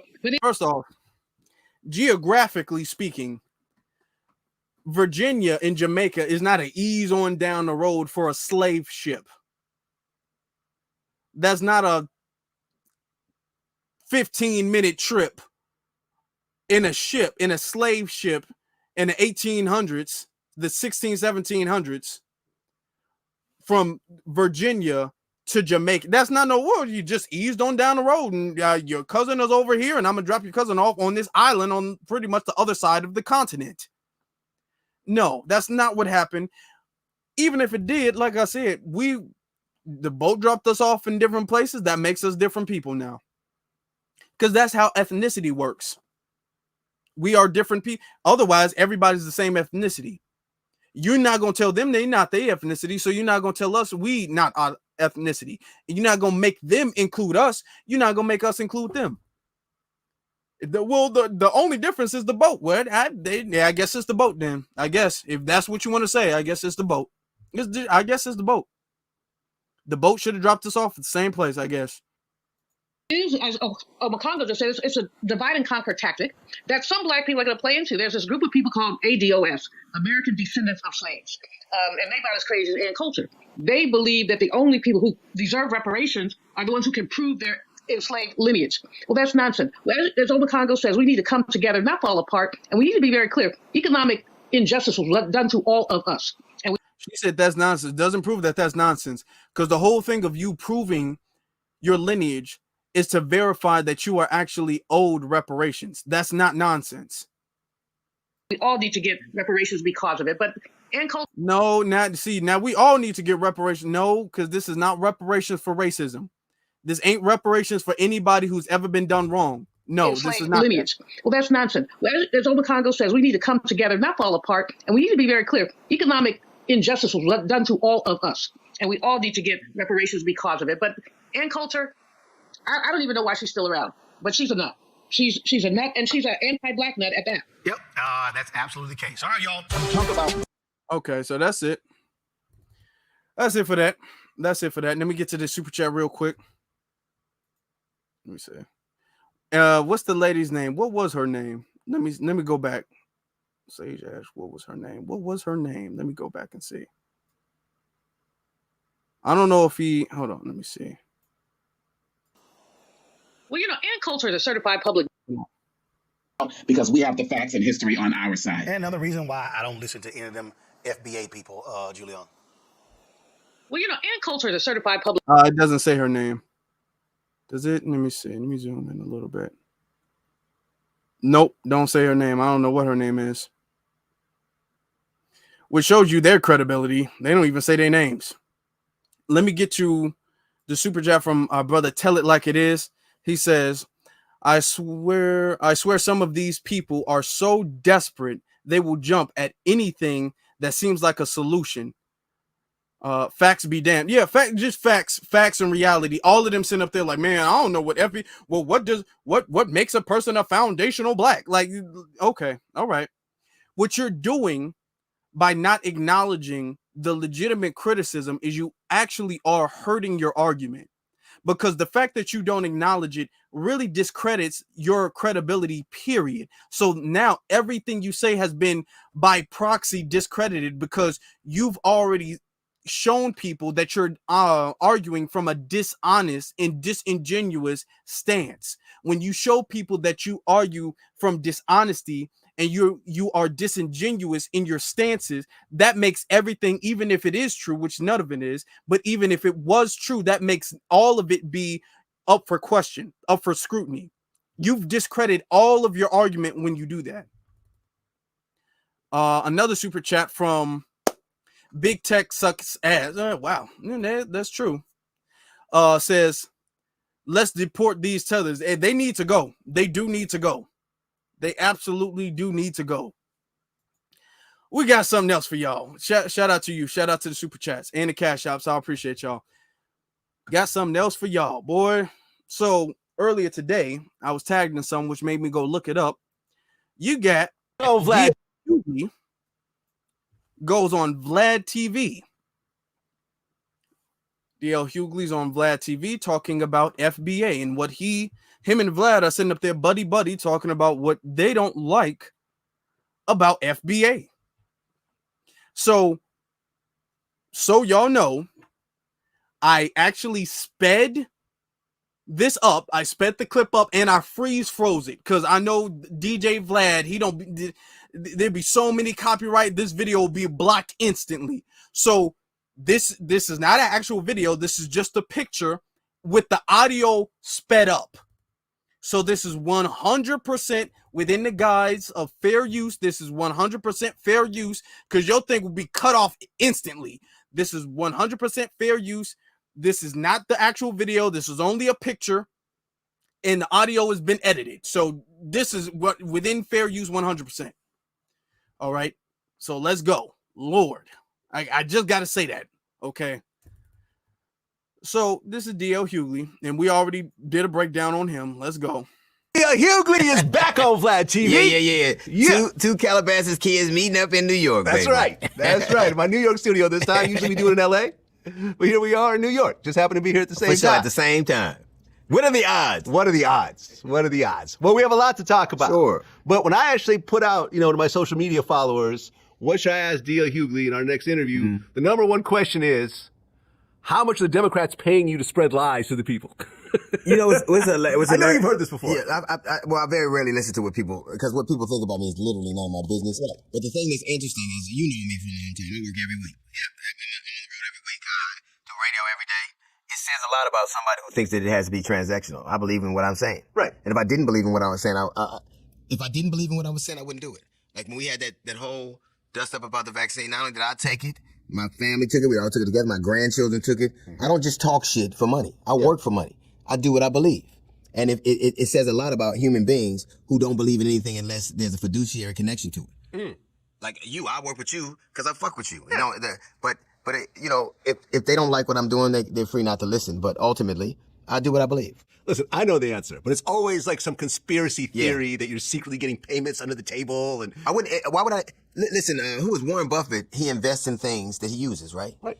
It's prudent to invest in things that you use. Right, as do I. Right. So if you, on the radio, I don't ever advertise something I don't use. So if I were getting paid by the Democratic Convention, I'd say it. Why would I be ashamed of it? And if they were paid, matter of fact, the fact that I work so hard and it is for free makes me a little bit stupid. You should be getting paid. to be honest, and like I said, a lot of them, if they're not getting paid directly, and I let that play, I'm gonna fast forward it a little bit. If they're not getting paid directly, what they're trying to do is they're trying to build a connection that they hope will pay off in another way. They're trying to, well, don't have to pay me now, but as long as you agree to our interview, wink, wink, you just agree to our interview later on, you know, that's payment enough. They're doing this so the next time they have a party at the White House, they can get invited to the White House. They do that so they can get in the room so they can shake the hands they need to. So it's a payment in another form. DL Hughley already got money. So it's not like DL Hughley is an average TikToker, average YouTuber who could do something like a $10,000 check is going to be a big deal. That's probably not going to be no big deal to DL Hughley. So what he's trying to do is a little bit more than just money. It's not like DL is hurting for money like that. What DL is trying to do is GL is trying to build the connections he needs, because let's be honest, DL Hughley is not funny. He's not. In my personal opinion, DL Hughley is not funny at all, period.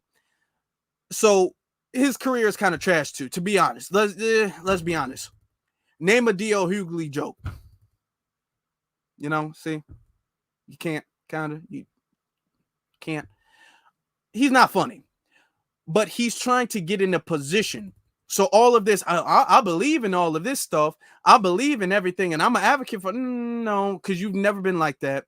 You understood that, hey, man, in order to reach this next branch, I need to shake certain hands, which means I need to, you know, go out there and champion somebody. And then I don't want a check. I need an IOU. So when I say, hey, I need you to come to my show, I need you to give me a shout out. I need to get to the White House. I need to go to this meeting. I need to do these things. I need you to think about what I did for you and hook me up that way. So it's a payment in a different sense. Let's continue. Right. But that's not my get down. I work so that I can do what it is I love. And I think it says a lot about people and it's the kind of people that say it. Are these people who sell get rich quick schemes on social media, or they got some bullshit podcast, and, you know. I don't pay too much attention to it. Yeah, they got 34 followers. Right. There's a Cash App on their profile. Let's make him irrelevant. You got before it. You make me irrelevant. You got to be relevant. Right. And the other thing was, what does DL stand for? And a lot of people like to joke and say, it stands for download. Yeah. I was DL before there was a download. Right. Okay, let me fast forward. Actually stands for Daryl Chuck Berry. Chuck Berry. You can't say that now. You know. You can't? You know, I mean, obviously now it has a different connotation, but what's the connotation now? I think we can play it on radio now. You can't play My Ding-a-Ling on the radio. You can show them on videos, but you can't take it. Okay. You can't use it. You can't play My Ding-a-Ling. And then there was one other song. Like I guess he gets it drunk and you know, he does what people. It's really a date rape song, huh? Right. Where does he say that at? Bar, I guess. Okay. I guess. Okay, hold on. Where does he say that at? Let me check and see where he actually says that. Because I will literally just play the audio for you guys with this on the screen right here.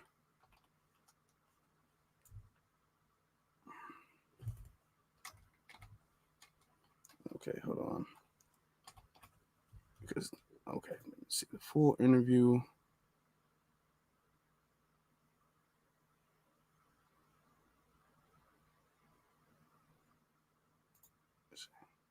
Like, give me 2 seconds, y'all. Give me 2 seconds. After this, I'm gonna open up the phone lines and I'm gonna let you guys talk about what you guys think about this. Let me just make sure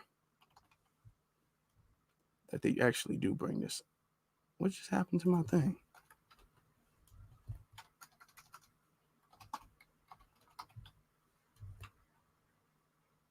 Okay, come on now.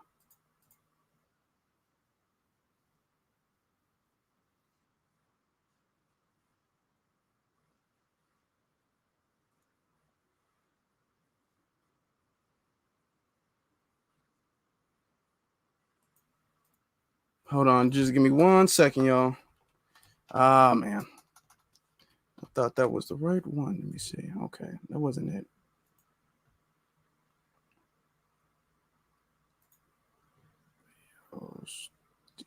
Part 2.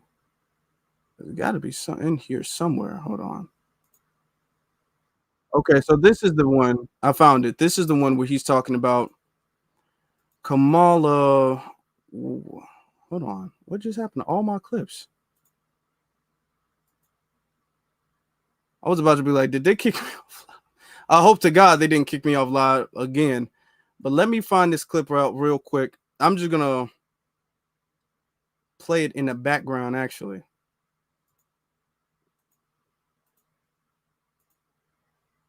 Screen share. Let me get to this one. Okay.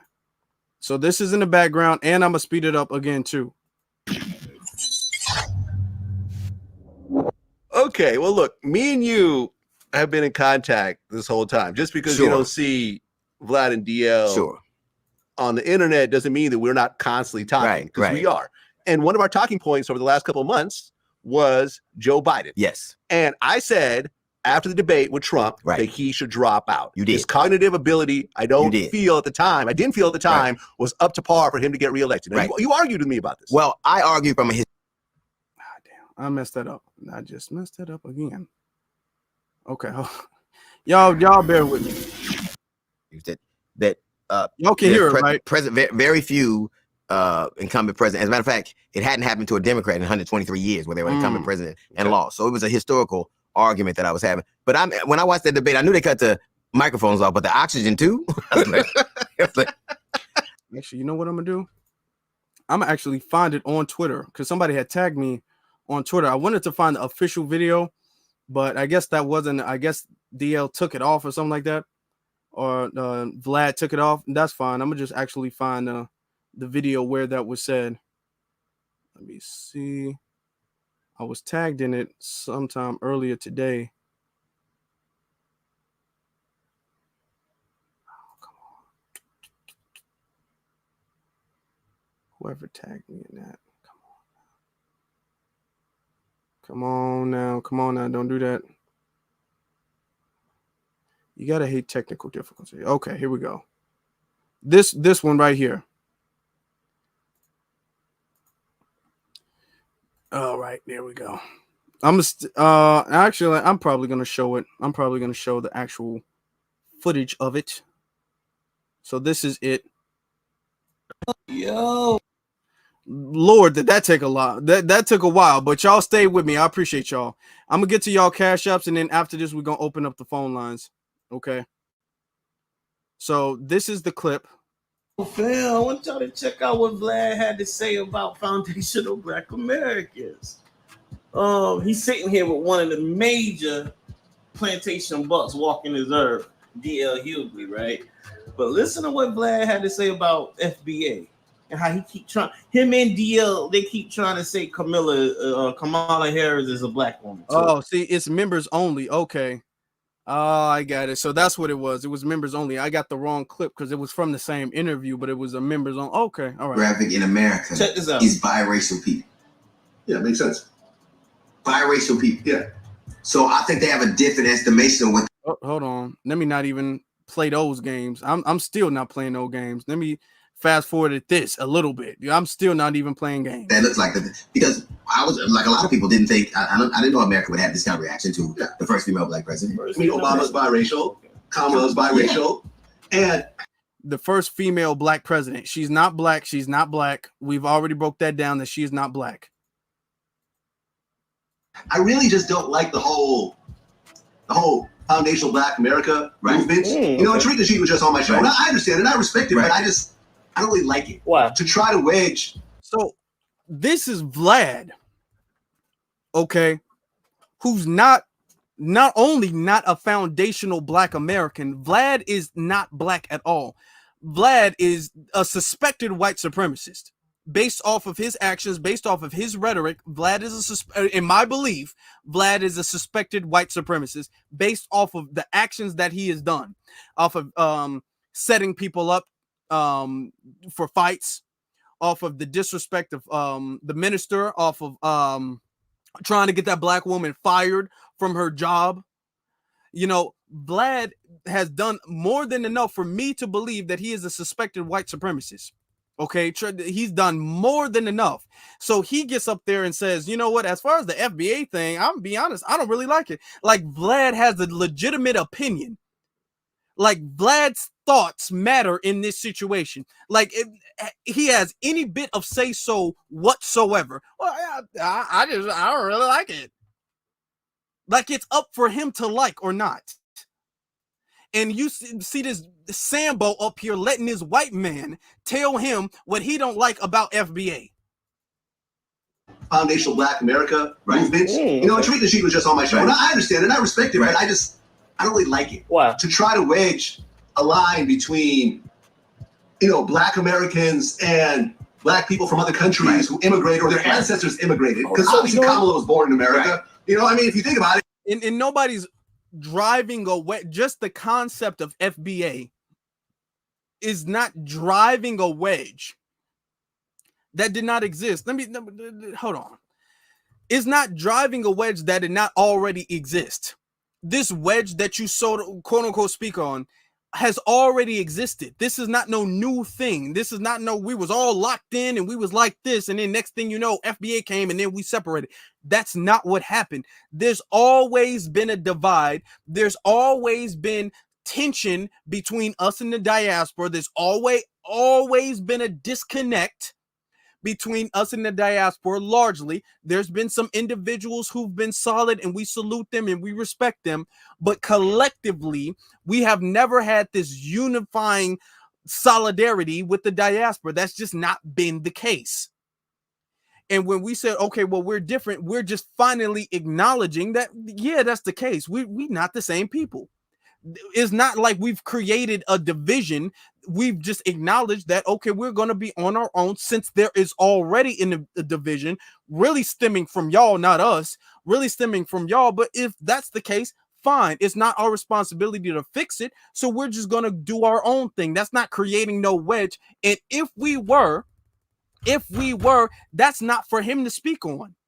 It doesn't matter if we are that's not his business. He's not a Black person from America. He's not a Black person from the diaspora. It's not his business at all to say, well, I just don't think it's cool to drive a wedge between the Blacks from America and the Blacks from the diaspora. I just don't. It doesn't matter what you think is cool or not. That's not his business at all. Well, in my opinion, man, hold on, y'all, man, come on now. Let me calm down. Now look at what Dio has to say in response. But I was not a foundational Black Americans. That is Africans, Nigeria. I understand that because we didn't call ourselves Black. They did. We didn't tell ourselves. They told us who we were. They told us remember at one point in America, one drop of Black blood made you Black. And now the very people that made us Black are telling us what Black is. Right. So I can understand the argument. I don't buy into it. I don't agree with it, because I think, you know, if you look at the diaspora, they went all over. Every place that didn't have Black people indigenously came from the slave trade. So we all have every place, actually, scientifically, and science has proven this, every place did have Black people indigenously to some degree or another. It's just the actual time frame of when the Black people got there. The world was covered with Black people. Now science and research and history has verified this. Okay, it's just when they got there, that's the point. So technically, Black people are even Malcolm X has said this, Black people are indigenous everywhere. Not African people, but the race of Black people, who you would consider Negroes, Black people, are indigenous everywhere, and science has already verified this. the same fight. I remember I used to go to Jamaica years ago, and they had Africa, Jamaica, and America on a t-shirt that said One Blood. And I think that this fragmentation, although I understand the passion behind the argument, I think that we are one collective. And I think dividing us, it's like having a no peeing section in a pool. I don't get how it works. No. Huh? Having a no peeing section at the, how does that have anything to do with anything? That has literally nothing to do with anything.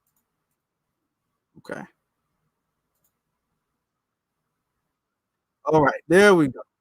I appreciate that. So, the call line is now open. Before we get into that, let me get into the super chats. We got a good brother Hurricane gives us a super chat, tells us, notice the situations like this. You see bring my laptop a little closer. You see who is the real and genuine pro-black and the imposters. That's absolutely correct. Those imposters must be shut down. 100. Yeah, and that's what we're doing here. That's what we're making sure gets done here. Shout out to Freedmen's Network, Afro Gree. I think that meant great. That great work. I appreciate you, brother. Appreciate you. Great work, my dude. I appreciate you. And then he sends another one. Let's keep the foot on the gas now that they're using our language. We should. Now that our language is starting to become more popular in the lexicon, we got to really push. We have to really push. As far as the DNC actually goes, I'm actually scheduling something right now. There's been a change of plans because of the police and shutdowns and stuff like that. So there's been a change of plans. So I'm working on something else for us in the Chicago family to really get out here and make some noise. Shout out to Herc again. He says Kamala is a red dot Punjabi groupta. It says of the Bahami caste. She is not a black woman. She is not a black woman. Not at all whatsoever. Not at all whatsoever. I appreciate every single last one of y'all for y'all support. Now let's get to these phone lines. I know y'all got a lot to say. If I can find, there it is, the number. So the number is 949-381-0044. That is 949-381-0044. Y'all call in. Y'all let me know what you guys have to say regarding tonight's subject. And we already have a caller online already. Here we go. Hold on 1 second. Hold on one brief second, caller. Let me just make sure you guys can be heard right here. All right. There we go. Appreciate the super chat. I'm gonna get to that in just a second. Caller from area code 202. You're on live. What's your name and where you're calling from? This is Gene from DC. How you doing, Afro? I'm good, brother. How you doing? I'm doing good. I just had to call you. Like, I don't know what offends me more. The fact that a ambivalent retired prostitute decided to go on her former pimp's show to cry about policies, or the fact that she thinks we're too stupid to know who Kamala Harris actually is. Moreover, Luke, the congenital degenerate that he is also a Democratic shill that loves his hoes stupid. And she was the prime example. And Roland Martin, you fat fuck, every time you open up your mouth, the stench of old spaghetti sauce just spills from it. And if he haven't noticed by now, no one cares, especially us or the Democrats, about his unwanted, uninvited, and unsolicited opinion, then he's far more lost than I could possibly imagine. You're absolutely correct. The fact that he believes that anyone cares about him or that he has relevancy, that's stupid. And once again, little fat fuck. And this is what I'm saying. When they said that he had 50,000 people on a Zoom call, I literally cannot believe that he can get 50,000 people on a Zoom call. If you look at his numbers, yeah, he got over 1 million. I want you to really think about this. Let's add the numbers up. He has over 1 million subscribers on YouTube, but when you actually look at his views in relation and his engagement in relation with the numbers he should have huge engagement. The way he talks like he's some type of authority to speak on the subject, he should have overwhelming engagement, but he doesn't. Okay, I don't believe that he can pull off even half that. I don't either. He's just a fat fucking liar. He don't even have control over his eating habits. And he want me to believe that he's sitting up there, the boss of anything other than his table. Get the hell out of here. Yeah. And I of course cannot stand he would rolling feel offended. And as for download Hughley, I'm sorry, go ahead. I said, of course he would feel offended because he's not FBA. So of course he feels offended by the term And see, FBA.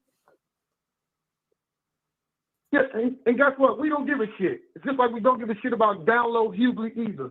Sit your corny ass down. Think of a better joke because overall your name is the joke. Yes. Yeah, it really is. I've never seen DL in the top 5 comedians. I don't think I've seen him in the top 10 comedians. I don't think anybody said my favorite comedian is DL. He's a joke. Nobody, you can't even think of a movie where DL starred in the movie. He had his own show. He had his own show. And you can't think of a movie where he was the star. I can't. I know I can't. I cannot think of a movie where he starred in the movie. I can't. I'm not even trying it. I'm not even going to try. It's a failed attempt as well. A man that don't mind crying about someone else's decisions about politics and politicians themselves, but don't shed a fucking tear for the loss of our young lives out here, our youth, and our daughters, our mothers, our sisters, our brothers. He don't shed one tear or have one piece to say about that. Fuck off, DL. Yeah. And excuse my language, but these people piss me off. They really do just the adulation. Like they come here and they just spew just so much bigotry towards us and then call us divisive. Say that we're the ones who's creating this big uproar. And if we such a small number, then why the hell are your focus is on us anyway? And I'm going to land my plane, brother. Thank you for your time. That's a good point. Thank you. Thank you. On one hand, that shout out to our good brother. On one hand, you say we're irrelevant. We're this small fringe of people who are irrelevant on the internet, but yet everybody is talking about. You don't talk about something if it's irrelevant. You're talking about it because we are relevant. You have to. Shout out to our brother caller from area code 719. You're on live. What's your name and where you're calling from? Yeah, this is Tell It Like It Is, calling out of Cali. Tell it like it is, brother. How you doing? Oh, I'm doing well, doing okay. How about yourself, man? I'm good. I'm feeling good, brother. Okay, well, I ain't gonna take up too much time, but I'm just gonna get straight to the point. What I didn't like about one of the last clips that you just played with Vlad. So what I don't like about what Vlad did was he brought that issue, his issue with FBA, like it mattered, but he brought that issue about FBA to DL Hughley. Why didn't you speak that shit when you was talking to Tariq Nasheed and he actually blessed your show and he actually came on your show to talk to you? If you had a grievance with that, and I mean, again, Tariq Nasheed would have pissed all over whatever little disagreement he might have had, but the point is he was there. You were talking to one of the advocates of FBA. So why didn't you bring that grievance up then if you had an issue? See, that was some cowardly shit. And then on top of that, it's just like what I don't like about this whole situation right now is like just what the last caller said. You want to speak about how insignificant we are as a people, but yet you talking about us. You got Ann Coulter speaking our talking points. It's not that we're copying off of them. No, they copying off of us. We've been tore away from the crowd. We've been tore away from the herd of sheep and started looking at things a different way because we've seen the con. We've seen the con. And I'm gonna talk to my people outside of America, my black people outside of America. We're not talking about all of y'all are tethers for the 1,000th time because sometimes y'all just need to hear it. You know what I'm saying? We're not. I'm gonna go out and I'm gonna tell everybody. I'm gonna go out on a limb and just say right now, my wife is from Africa, but she's not a tether. She knows what time it is. You see what I mean? See, that's a difference. That's a difference. So we ain't trying to draw no lines. We just want to identify as our own because for too long we've been getting told who we are. You know what I'm saying? And it's like, okay, now we want to define who we are ourselves. And everybody's scared of that. They're scared of that delineation because they know that's going to cut a lot of them. A lot of them are going to get cut out of the fold, and they're going to get cut out of the.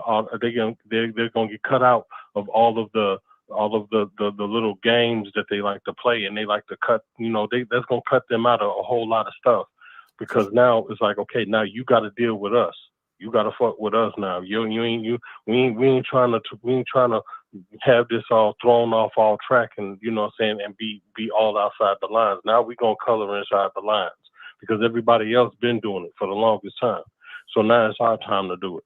It's our time to delineate and with respect. We ain't got no malice or no hate towards everybody else. We only reacting to the hate that's being dealt towards us. That's true. All we're doing is reciprocating energy. That's what we're doing. Whether we had the most unified relationship with the diaspora or not, we still different. That's the whole point, is that we're not all the same. So just us acknowledging that we're not all the same doesn't mean we hate or we want to distance ourselves from other people. We're not the same. Now there's been an issue that needs to be acknowledged, but regardless of the issue being there or not, we're not the same. That's just what it is. Right. But you got a bunch of slow pokes out here that just can't see that. And so now you got, and I mean, like it or not, the Democrats and the Democratic shills, because, it's an old organization. So they got the ears of a lot of people who are brainwashed and stupid. Like that one chick who was talking about, my grandmother got murdered and, just trying to be all emotional. Sweetheart, let's not act like we didn't watch a female from Chicago get murdered in her own home. Let's not act like we don't see black people are the only group of people in this country that's getting murdered in their own homes. They're getting murdered in their homes, and this has been happening for years. And now, then not only that, and then for all of the other people, because what kills me, and I know I said I wasn't going to take up a lot of time, but we covered a lot, so I just got to speak on what I heard, and I just got to speak my mind on this, but it's like, at first Kamala wasn't even a blip on the radar. You know what I'm saying? Mm-hmm. Even though she was vice president, they put her, they had her in the back of the broom closet for a long time, and they brought her out only because Biden couldn't continue on. You see what I'm saying? Biden couldn't continue on his campaign, so now, you know what I'm saying, they want to put her out because they know she didn't earn what she is right now. She didn't earn that position. So once again, she slipped in below the radar, and now they know they really can't beat Trump straight up. You know what I'm saying? Like from what I can tell, they can't beat him straight up. They got to do all kinds of little janky stuff. You know what I'm saying, to try to throw him off or to throw off his campaign. But the truth of the matter is, if we were to go back and to dig into all of these politicians, Biden included, if we were to dig into all of their backgrounds, we could find something to indict everybody on. True. But they just want to come at Trump because they know they can't beat him in a fair fight. And you know what I'm saying right now, because the Democrats' draws is raggedy too. And since we putting it out, now they scared of all of these skeletons that's coming up out the closet. So now they want to get all of these shills and all of these celebrities to come out and to tell us how stupid we are just for telling the truth. I mean, that makes no sense. But I'll land my plane now. And that's true. Nothing but facts. Absolutely, brother. Thank you. Thank you so much for your call and your support. Yes, sir. Yes, sir. Yes, sir. All right. Now, everything was true. Caller from area code 714. You're on live. What's your name? Where you're calling from? All right, my brother, baby brother, Afro Elite. How you doing, brother? Brother, I met you at the Hidden History Museum. I took a picture with you, brother Dwan B, and sister what's that? Tierra Dynamite. I don't know if you remember that picture. You I do sent it remember. to me, brother. Okay, so you are from. What's your name, brother? I forgot. Brother Herc, brother Herc. Okay, Yeah, Herc Owens. Yeah. I met you at the museum, brother. That was last year. Yeah, I definitely Yes, got to sir. go back to the museum. I got to go back sometime soon. Right. Hope to see you soon there, brother. So yeah, you know, I want to basically send a message out to my foundational Black American sisters and let them know that we have an unsolved tragic story. A young sister by the name of Matrice Richardson. 2011, 2012, our dear sister, just to kind of give you a real quick overview of the story. The young sister went to a restaurant in Malibu and basically, had a little issue, I think, with paying a tab at a restaurant. Well, the people called the police, and long story short, the sister had a little, I think she had some mental issues, I think it was a little, not schizophrenia, but it was another one. It was bipolar. And so her mom, when she got the call, she told the sheriff's department, hey, look, okay, I'm her mom, she's got some issues here, just hold her there until I get there. And the police pretty much let the sister slip, from their custody. She was released. And so she just kind of wandered out, she had an episode, just kind of like wandered out the door. Well, not long after that, I think about maybe a week later after that, when I got the call, they put the call out to go looking for the sister. I was one of the brothers that struck out looking for the sister. And I'm gonna tell you, man, I was kind of working back and forth back in those days, and I think I spent about 3 days with the search party. It's something I never forgot. I'm a little traumatized by it to this day, and we were hoping at that time, I thought Kamala Harris, this red dot Gupta, Brahmin caste, BITCH, I thought she was the real deal. I thought she was a sister girl. Found out she wasn't, because the sister was found dead in the canyon. Sister Matrice Richard was found dead in the canyon, and her body was found 25 yards from a porn ranch. Okay. So let me tell you something, FBA sisters. If y'all think she cares something about you, you're a damn fool. Okay. The woman don't give a damn about your black asses. Okay. And we don't owe you no black president, no black female president, or nothing like that. So I'm just here to put that, to basically set the record straight. That woman don't care nothing about you. She also locked up poor black homeless women that had kids that didn't show up to school, had issue problems, came from broken homes, and had truancy issues. She assigned a special probation unit, a special probation school truancy officers unit to harass and jack black women up that were homeless on the street and that were in poor housing, that were basically in poor housing areas. This probation detail went throughout, the black community in the poor areas, basically writing tickets of $500 a pop, ticket citations. Okay. A lot of black women went to jail. That information is well established. And all of this stuff needs to come up, and all of this stuff is going to come up and bite red dot Gupta in the ass, seriously. So I'm just, and I'm a little shocked and appalled by black women and how they're going so hard to pay for this woman. If they only knew. Okay, she's committed several violations and atrocities against you. You know, and it's going to get worse.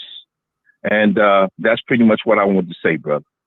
Well, thank you. I appreciate that. And I think everybody appreciates that coming from somebody who actually has experience dealing with her. Because, you know, she's not anywhere as the district attorney, attorney general. She was in control of California. So somebody from California who had experience dealing with her is able to speak on her. So this is receipts I'm not coming up with. This is receipts from somebody who was on the ground when she was doing what she was doing. So thank you. I appreciate you. Exactly. All right. Thank you, brother. Peace. All right. Peace. Peace to you, brother. We're going to get to caller from area code 214. You're on live. What is your name? Where are you calling from? Hi, this is Lillian from Alexandria, Louisiana. The brother kind of touched my heart there because I was thinking about the Masseys, Sonia Massey, the Masseys and the Wilburn family, and that gotta stop. Just gotta stop. I hope they never have to work another day in their lives. But with Kamala, I was looking at how you go from 68 people to a stadium scripted full of people, because the liberals and the progressives, they're on cold.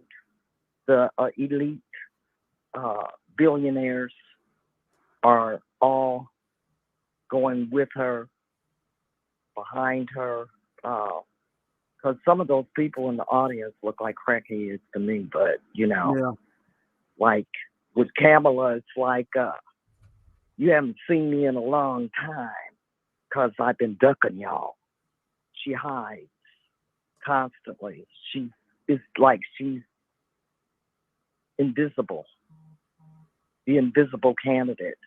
And I was also laughing at dig this when the tether said you was black, then you switched up. She was angry, and it was funny to me. But I'm thinking, well, maybe we should be like Malcolm X and just go back to Afro-American, and then it won't be so confusing, you know. But that's it. That's all I had to say. Thanks. Thank you. Thank you. First off, my condolences to Sonia Massey's family. Definitely. Most definitely. And I appreciate that. Appreciate your call. And you may bring up a good point. I'm going to get to the other caller. Thank you so much, Sister Lillian. She brings up an absolutely great point. Kamala, literally a month ago, people were saying that Kamala is like the worst politician, period. Okay, she's the most disliked VP of all time. Now, all of a sudden, she's the most liked politician, and this is supposed to be organic. No. Caller from area code 708, you're on live. What's your name? Where you're calling from? Hello? Yeah, you're on live. Hello? Oh, hi. How you doing? How you doing? I'm good. How you doing? What's your name and where you're calling from? My name is Cameron. I'm from Robbins, Illinois. I'm born and raised in Chicago, but I live outside Chicago. Okay. What's on your mind, brother? I was ready to call in for a moment, but it's not going to take too long. It's going to be a split second.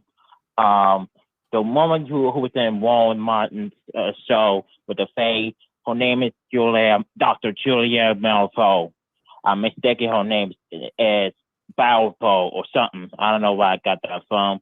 But the woman with glasses and the red face, her name is Dr. Julia Balfour. I think she's a professor at some university or something.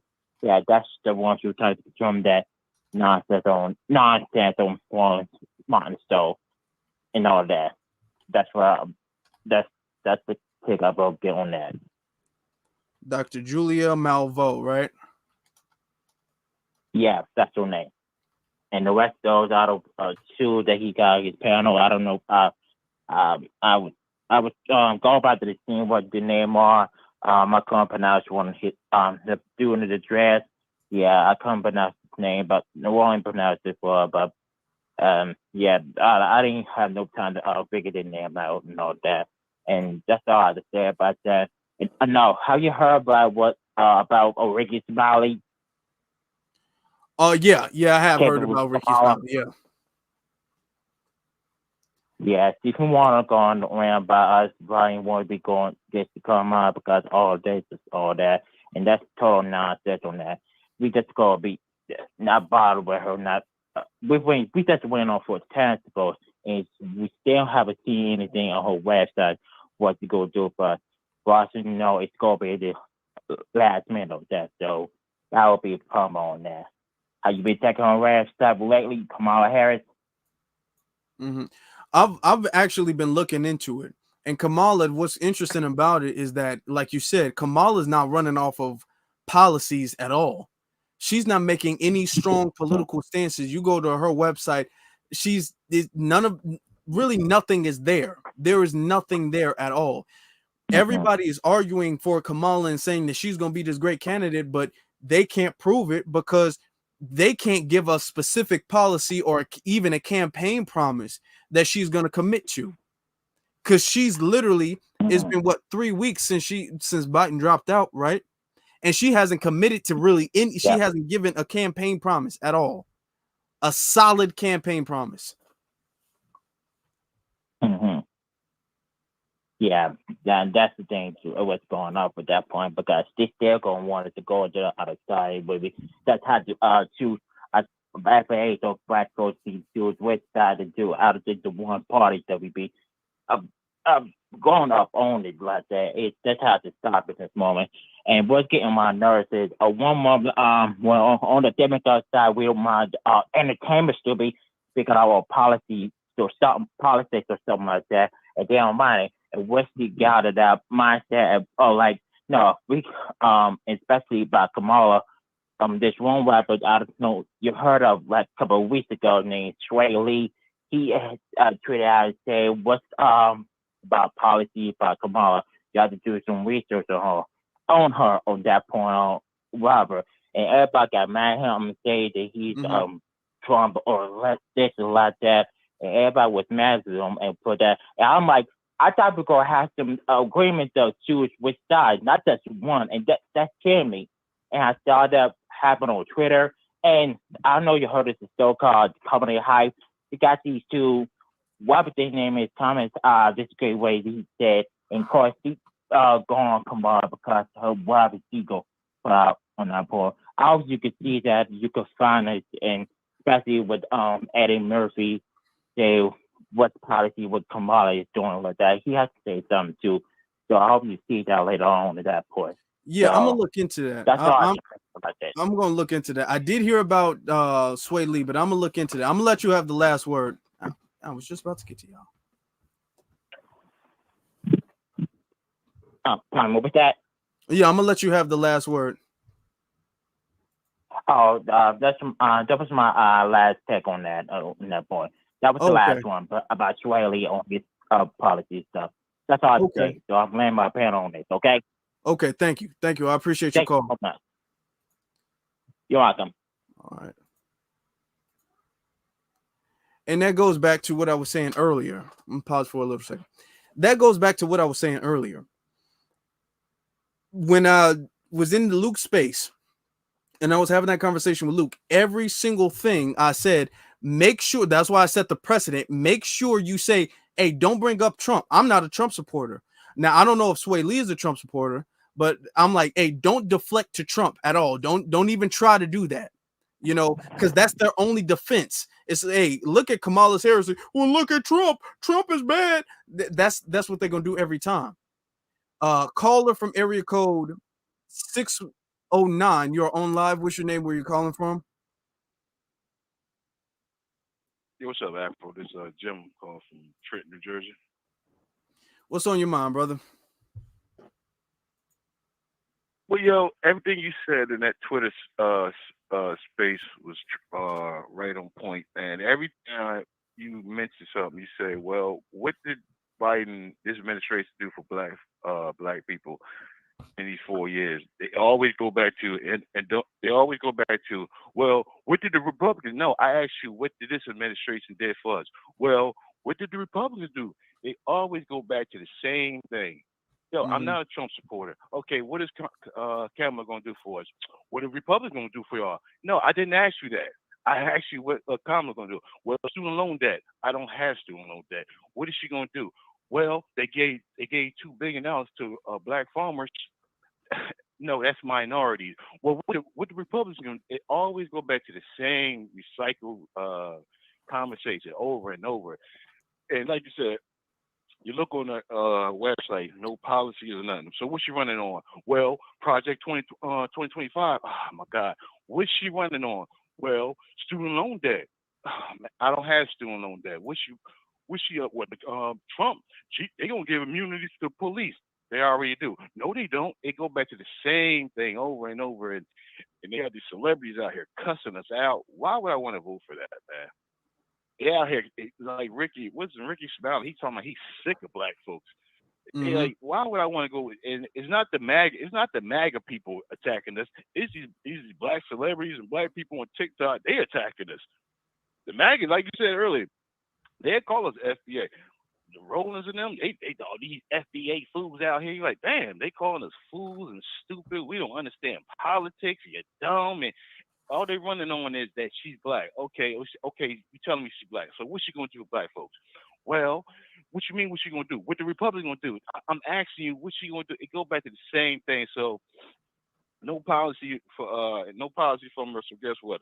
I'm sitting it out. I'm not voting for Trump. They assume if you're not voting, you're a Trump supporter. No, she don't got no policy. She's not running on nothing. Why should I vote for her? Well, Project 2025. Okay, well, you beat me. All right, but peace, peace, God. And you know what? Before you go, I'm gonna say, I want to ask the audience a question. I want you to just think about this. Is Project 2025 gonna hurt us more than we already are? Is Project 2025 really going to worsen our condition? What in Project 2025, besides like what total immunity for the police, besides maybe, but even though they almost got total immunity, is it really going to make our condition that much worse, if worse at all? Is it for real?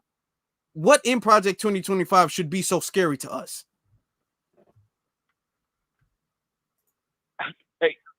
I've been asking that. I'm like you said. All right, what's in Project 2025? Well, they gonna cut the education. Okay, they doing that now. But the police. And another thing too, man. It's not even Kamala. We seeing right now. You see the Roland Martins, Angela Rye, Van Jones. They not even talking about these illegal immigrants getting papered up and being put in black neighborhoods. They not talking about that.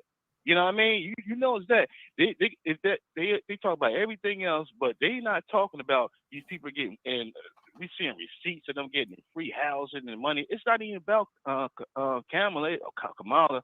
It's about the whole Democrat Party, man. They not doing anything for us. And you want us to go another 4 years of this? And these people just papering them up and giving them business and the whole nine, and we not getting nothing but symbolic nonsense. No. And Project 2025, guess what? They already doing it now. So, like I said, man, they leaving out the part where they doing all. It's not even about Kamala Harris. It's about the Democratic Party, man. From where you at, Chicago to California to, you know what I mean? It's not even about her, man. But thanks, brother. Thank you. Appreciate the call. Thank you.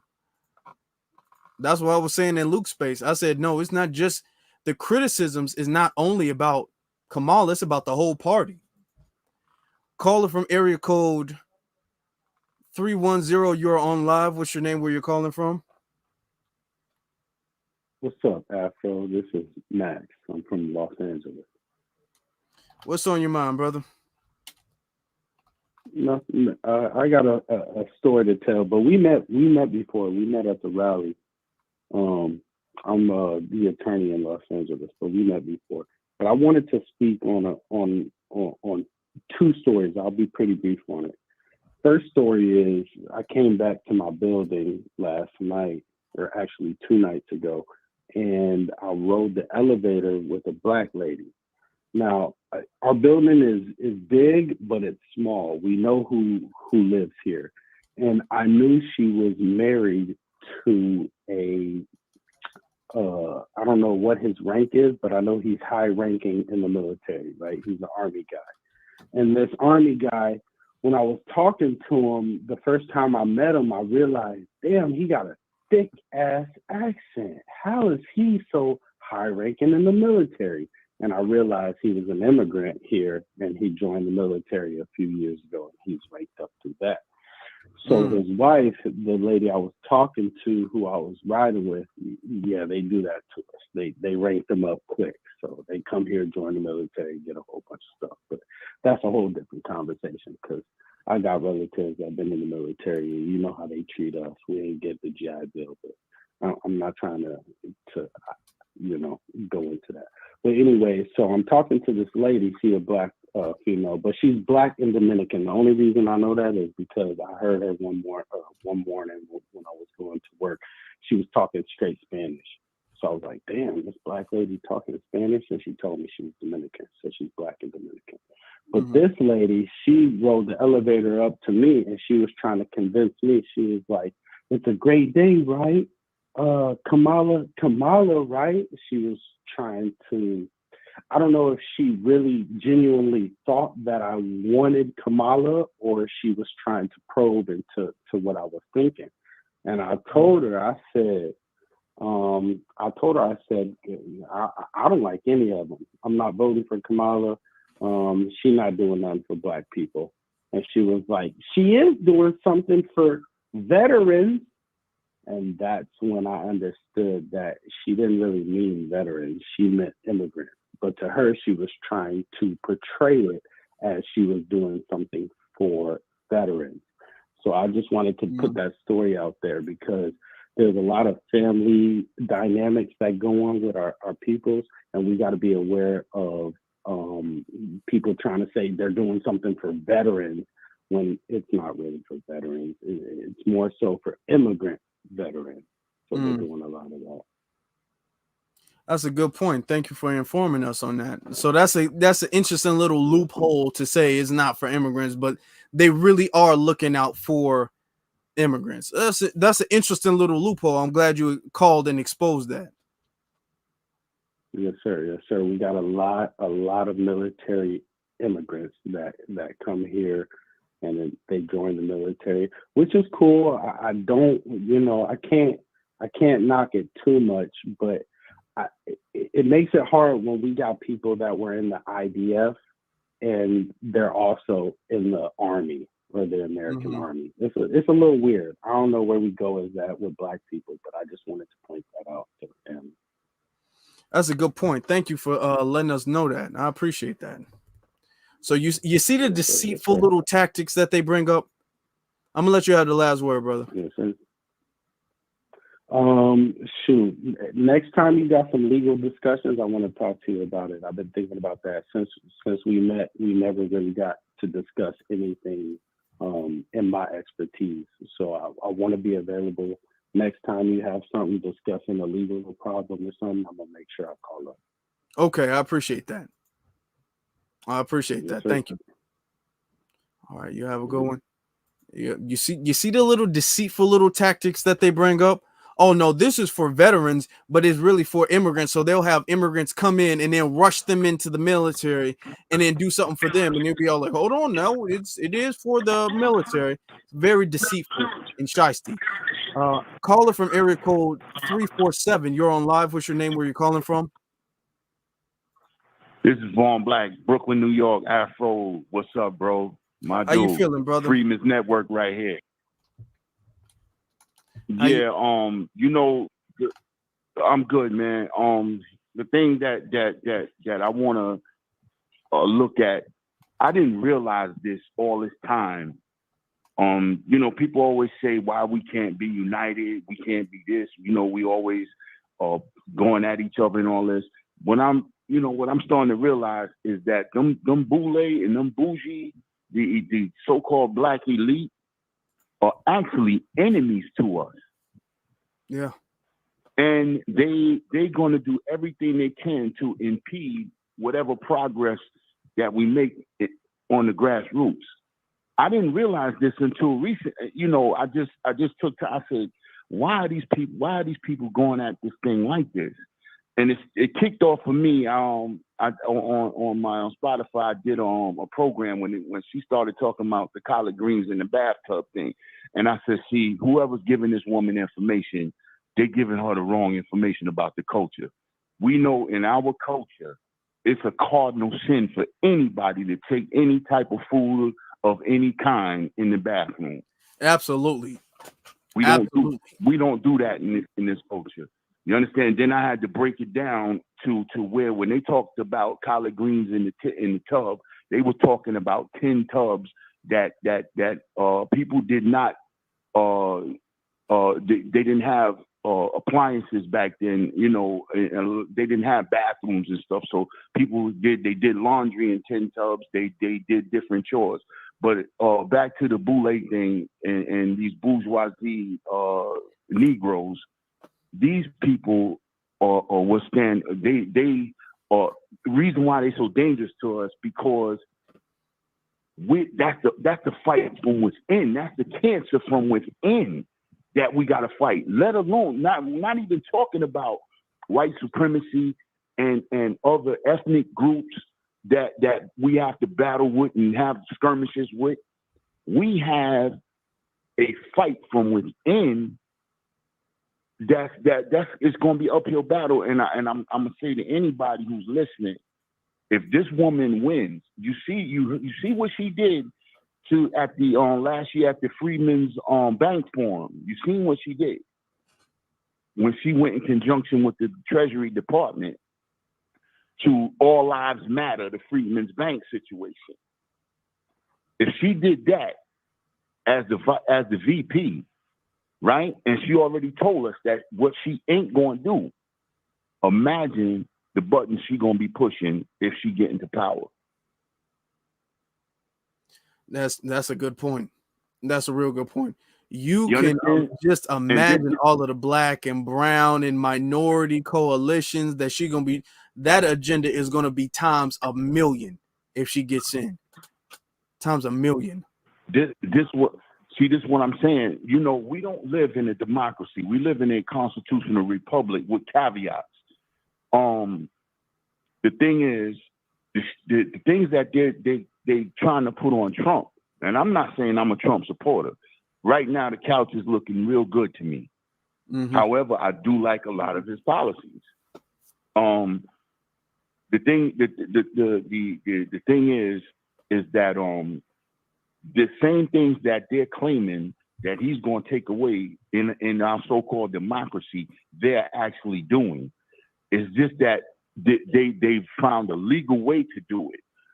Now, the immigrant situation is not legal, but they're doing what they want with it because those people are being brought over here in order for them to have so many millions of votes where they can stay in power. Mm-hmm. And you got these, Ricky Smiley did that goofy shit he did the other day on his show. Talking about, a Kappa, Alpha Kappa, and whatever that foolishness is with them Greek. And I'm not knocking all Greek fraternity people because all of them ain't with that. You understand? But enough of them are. And they see this as, this is why this thing about this, whether she's black or not, right now, it don't make it. We know she's not, but it don't really make a difference. And because she's there, she's in the race, she's there. So it doesn't make a difference what nationality at this point, because they're going forward with this. We got to focus on getting this truth to the people. But something I noticed too also, our people are really burying their heads in the sand because they don't want to hear nothing we talking about.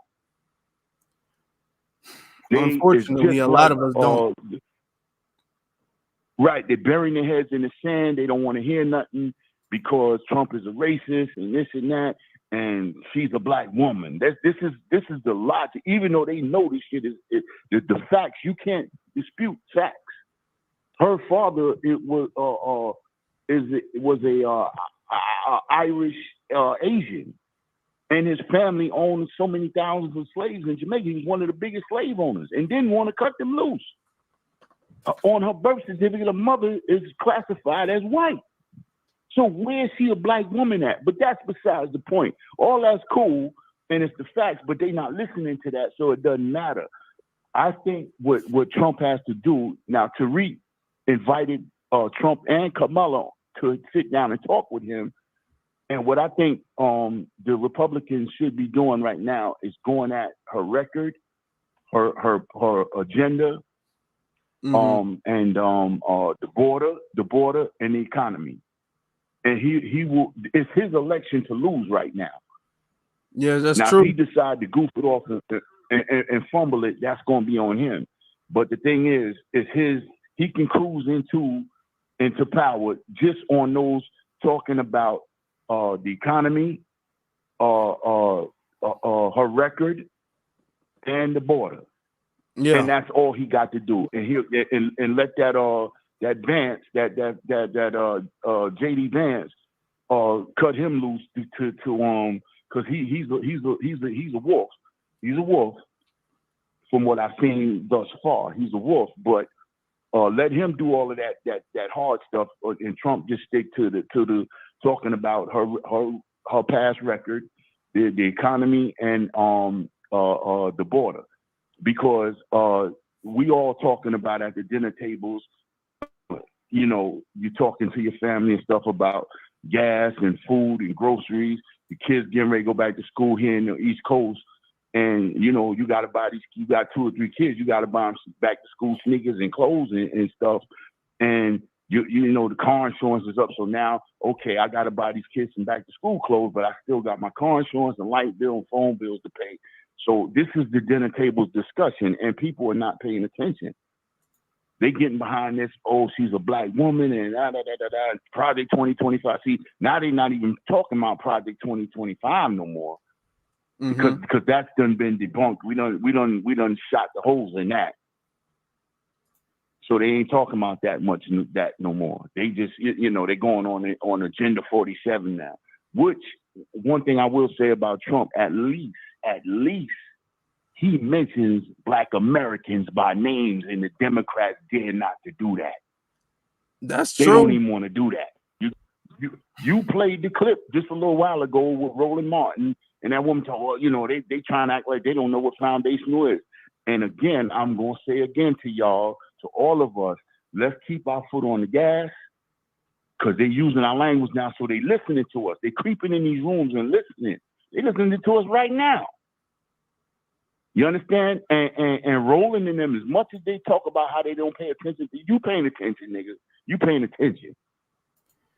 That's very true. But I don't want to be too long. Brother. I love you. I met y'all in Washington. I took a picture with you and Tori and Rain. And I need your email, brother, because I want to send you some stuff. Okay. Let me see. One of the mods, can you do me a favor? Can you put my email in the chat room?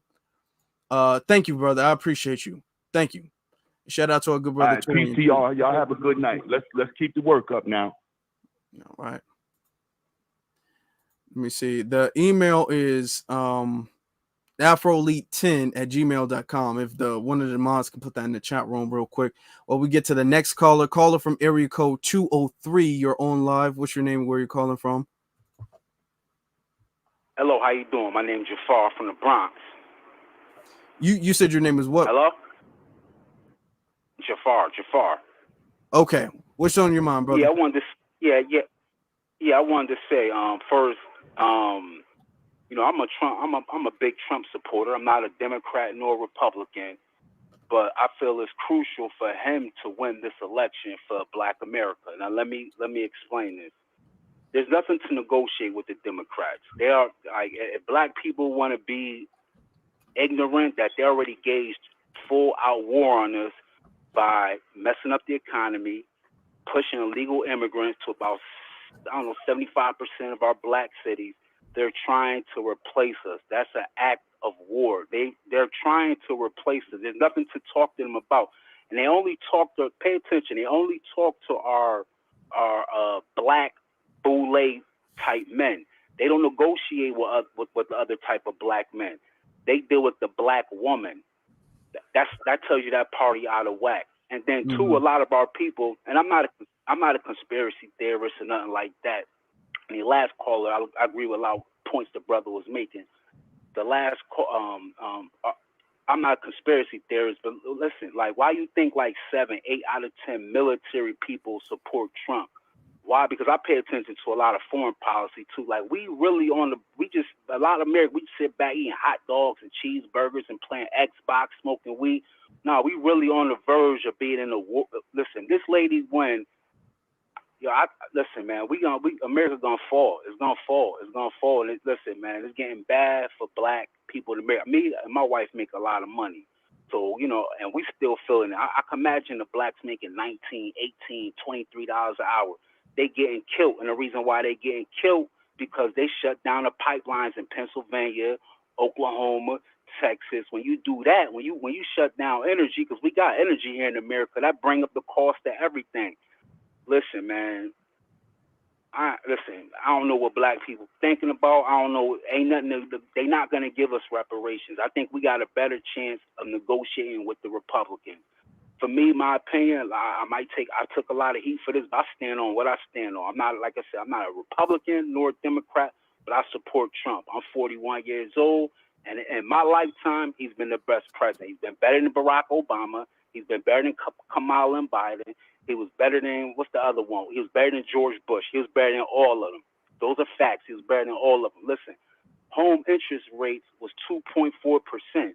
A lot of our people, I got one under that administration. A lot of our people, if they keep it, they can't get a house. That lady win. A lot of our people never own a home. You think rent is high now?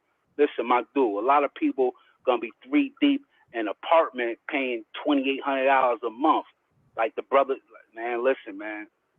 Black people, I know that. Listen, we might have to put our vote on consignment with the Republicans. They're at least coming with the platinum plan. They at least talking about getting this immigration out of here. They at least talking about getting inflation down. They at least talking about, hey, no wars. We do got a lot of brothers in the military. I mean, I don't even know what we talking about. And as far as I don't mean to be long-winded. And as far as about, listen, Roland Martin, all them dudes, listen, they just want a press secretary job. They just want to get close to the White House, get them a job. They don't give a fuck about us. Excuse my language. I don't want to muck up your show. But you heard Roland Martin, vote for Joe Biden, vote for Joe Biden. It's not, listen, we got to get our head. It's not the particular Democrat candidate. It's just the Democrat machine. And that Democrat machine has placed war on black America. And to a degree, they declare war on poor white Americans. Just listen, man, that lady win. Listen, man, you think we got it bad now? Like Malcolm X said, I got a hard time pronouncing. He said when white people get the flu, black people get pneumonia. And listen, white people got the flu in America. You see, they crying and on fentanyl and everything. So what you think how we got it right here? As far as a Democrat, that lady made it clear. Their policies made it clear. They're not dealing with us. This is the most racist administration in my adult life I ever seen. You bring people in this country, you're incentivizing them, you're giving them money. That's more racist than that's more racist than George Bush. That's more racist than Donald Trump. Like, come on, we gotta wake up, man. Start watching too much mainstream media and start looking at other outlets, other political outlets, because these people, listen, they out to wipe us out, man. And I ain't even gonna get into, depending on where you at in America, some of these Hispanic gangs, listen, they get their numbers up. Act blacks in certain parts of LA. If you ain't certain sets, they bring heat on them brothers. They working on Chicago next. They gonna start, listen, man. All right, black people play if they want. Me, I'm voting. I got family in swing states. I'm telling them to vote. That's my opinion, and I appreciate you letting me get my stuff off. Take care, brother. Thank you, brother. Appreciate you. I mean, well, the way I see it is that Trump needs you. Trump needs to take that. If you guys don't know, Tariq actually did a call. He did a official call to Trump and Kamala, inviting them to the Hidden History Museum to have a conversation. Trump needs to go there, and we can have. I'm willing to hear that conversation with him, as far as I'm concerned. But until then, I'm cool with the couch, because Trump, he ain't coming heavy enough, in my personal opinion. But I do respect what he had to say. Caller from area code 775. You're online. What's your name? Where you calling from? Hello, can you hear me? Yes, sir. My name is Jack. I'm calling from Nevada, and you're having some outstanding calls. It is a testament to the fact that working class Black folks can see what's going on around them. We're not stupid, all right? And everybody in this audience and yourself can see through the deception. We can see through the generation of lies that's been fed us since the Lyndon Baines Johnson administration, when he said that he was going to have these blankety blanks eating out the Democratic Party's hand for the next 400 years. Okay? Mm-hmm. And what we have here is a Pied Piper effect, and Kamala, with her Brahmin self, I really, really encourage Black folks to do their homework on the religion in India, because it's a cool religion, but there's a deep-seated racism within the religion. And it starts from white people all the way to dark people. All right, look it up, please. It's there. And you got to ask yourself, I have to ask myself, when East Indians come to America outside of using the facilities that was for Black people, you know, there's some Indians that shaved their heads and said they were Black, and they were able to like get free college tuition because they took advantage of the system. That's a fact. Mm-hmm. But you don't see too many Indians getting too close to Black folks who can trace their lineage back to slavery, except Kamala. But she only did it for her own selfish gain. She did not care. And colorism basically is what this was all about. Colorism is what got her into these what do you call them? These Black Greeks. And the thing about it is, it takes people who've gotten involved with these organizations to understand what's going on. They kind of run these organizations like cults, and they do each other lots of favors. Like when Ricky Smiley came up showing his butt, or you saw like DL doing what he did. Mm-hmm. These people, man, they might believe the same thing you or I believe in. They know they done picked the wrong horse, but they're obligated to do what the rank and file do. See, people think that these are just clubs. You got to pledge to be in these organizations. And the pledging part is basically to test your ability to toe the line. And they put you through all these hazing. They put you through all these hazing rituals because they want to know when it's time for you to jump, you jump. All right. And like one cat on this chat was saying, you know, like Cat Williams was saying, Cat wasn't lying. It's just that he used too big and too, what you call that word? It was too sensational of a word, Illuminati. No, but he was right. They use a lot of rites and passages and secret and all that other stuff. That is not a conspiracy theory.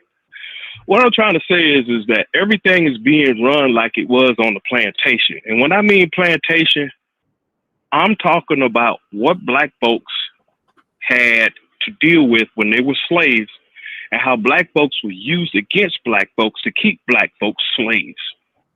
All right. And one of those things was the house Negro, the field Negro, and they kept everybody at odds with each other just to keep you a slave. And they're using the same exact technique they're using right now. It's just that black folks done lost so much in the last 50 years. We got nothing else to lose. And then they bring Kamala in, and everybody with a half a brain can see right through her. So I don't want to talk with a hole in your head other than the fact that it is a breath of fresh air to see this many working class black folks who can see through the deception. And we're going to see a lot of interesting things between now and election day, because as an empire, like one brother who came up earlier said, we're on the ropes right now, and we're a couple of steps away from World War III, and people don't have a clue. So I'll just leave you with that, and thank you very much for giving me the time of day, brother man. Thank you. I appreciate your call, brother. What you said is very correct. Thank you. Appreciate that. Hey, was he not speaking? He was spitting facts right there. He was spitting facts. Caller, let me get this one on. Caller from area code 678. You're on live. What is your name and where are you calling from? This is DJ from Southside Jonesboro, Georgia. What's good? Peace and reparations. I just wanted to inform you that I was trying to send you a link for brother Umar. We got to cancel him. He's being reckless. He's talking about we not supposed to get reparations so everybody in the world gets reparations. He's done. His dishes are done. We can't deal with him no more. We got to throw him in the trash. And as far as Kamala Harris, everybody knows that she's not for us. She's never been for us. She's a straight up Indian and Irish. Her father just an Irish Indian that was lived in Jamaica. Let's get that clear. Everybody knows this. I don't know why they keep playing with us. Yes, her skin is dark, but she's not one of us. And as far as everybody else that's coming over here that's trying to cosplay us, like the movement is on. We're not stupid, and we're not basically, like you guys say, you gotta hold your own nuts. We're not taking on nobody else's battle. Those days are over. Like, you guys got to do your own thing. Like my brother Tyreek said, when y'all gonna start putting some points on the board? And we are basically tired of that. But I was really just calling you to inform you about brother Umar. I think you should do a nice show on that. That'll make a good show. We need to throw him in the trash. But anyways, salute, peace and reparations, my brother. Okay, thank you, brother. Thank you. Peace. You said you sent that to me on what, email or something? I think I'm gonna look into that because I get messages on different social media, so I'm gonna have to look into that. But we got a number of callers, so I'm gonna try to get to the next one as quick as possible. Caller from area code 267. You're on live. What is your name? Where are you calling from? My name is Curtis. I'm calling from Philadelphia. What's on your mind, brother? Oh yeah, I just how you doing, Afro Lee? This is a 64-year-old brother from Philadelphia, and I just wanted to say because the Democrat is done, man. I mean, everybody knows that Kamala Harris is to me she's dumb. You understand? I call her giggling Kamala Harris, man, because she can't even hold a conversation, man, without laughing. And what I really want to say, man, just keep up the good work, man. And like I said, everything what the Democrat is doing, this is their last run, everybody. Everyone's listening to my brother Lee. This is the Democrats' last run, and they can't beat us. They cannot beat us. We control the narrative. So don't ever forget that. We control this. We, FBA, control this right here. And I just wanted to say, my brother, my young brother, man, keep up the good work, and God bless you, man. And reparations, we will get reparations. Yes, sir. Okay, you have a good day, brother. Thank you. You too, brother. Appreciate you. We absolutely will. Okay. People in the chat room, that's exactly correct. she doesn't come from descendants of slaves. She comes from descendants of slave owners. Huge difference. Caller from area code 713. You're on live. What is your name? Where you calling from? Yeah, this is Trill, and I'm in Houston, Texas. What's on your mind, brother? Yeah, man. I just want to, elaborate on the same thing the last two callers called in about. Yeah, the demon rats, they done, man. You know what I'm saying? And I also want to just give a shout out to all my FBIs and just let them know that we can't be scared of this war and all this other crap that they keep trying to throw in our faces and stuff like that. We building a parallel, especially if you FBA, you already know what time it is, so we're not afraid of none of that. I'm voting for the couch. You know what I'm saying? If they don't come with no tangibles, it's tangibles or nothing. You know what I'm saying? We already dealing with all of this, blatant in our face disrespect, and it's time out for that. You know what I'm saying? So, I know just like me, and I know a lot of other FBAs feel the same way, but my vote for sale. You know what I'm saying? You're going to have to buy my vote. I ain't giving it away for free. I'm going to take a same quote from Tupac. You know what I'm saying? The game is to be sold, not to be told. And we hold all the cards. You know what I'm saying? So that's how I feel about it. So people like Dia, Hughley, and Roly Poly, I mean, they just like the immigrants. They got the demon rats in the dominant society got something over their head. You know what I'm saying? They dangling now. So, all I can say is,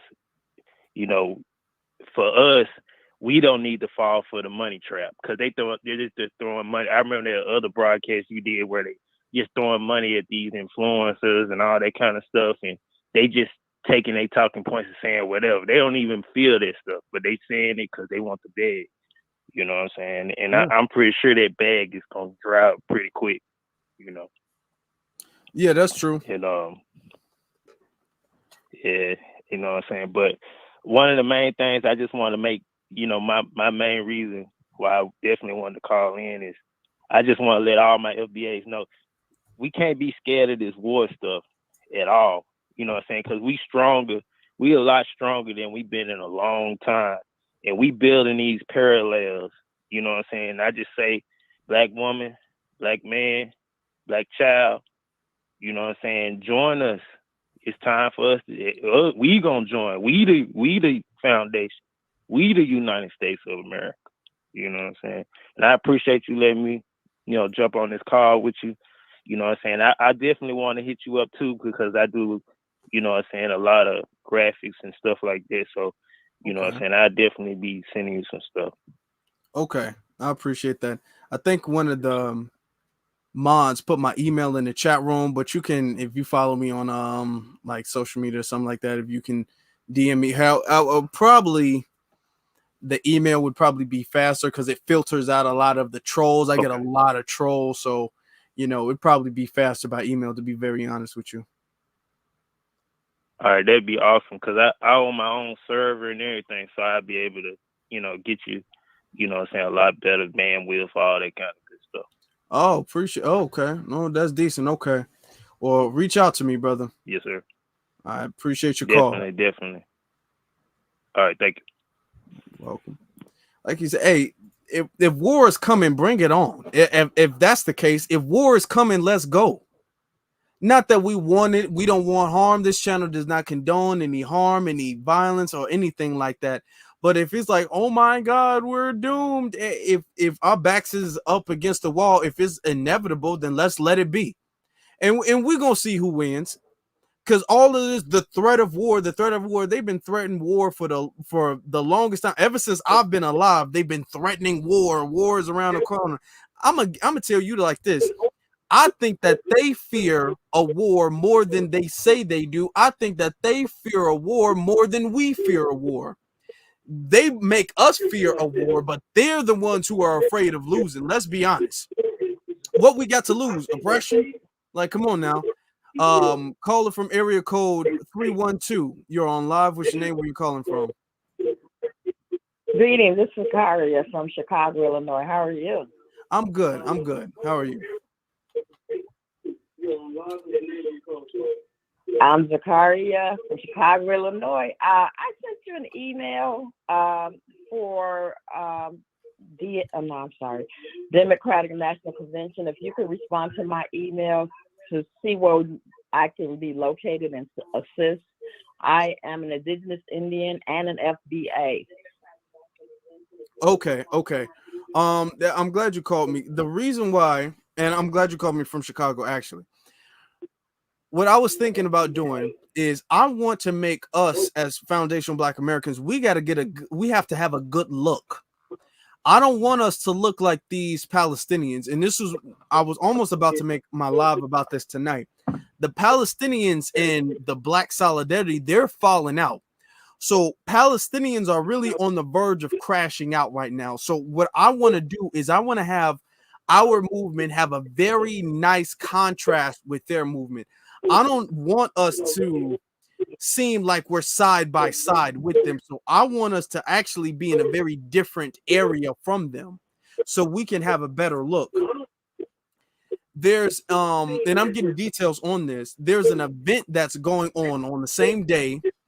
I forget the address to it, but there's an event that's going on that I think that would probably be better if the FBA community went there, because there's going to be news cameras and stuff like that. There is going to be a more peaceful event there. So I think we would have a better look if we went there than try to protest, even if we clash with Palestinians, because that could first off be very dangerous. I wouldn't want that on my conscience. And then two, I want them to seem very rowdy and destructive, and I don't want us to be seen in the same light as them, you know? Okay. So as far as the address, where's the address? I'm gonna post it in my I was just about to say super chat.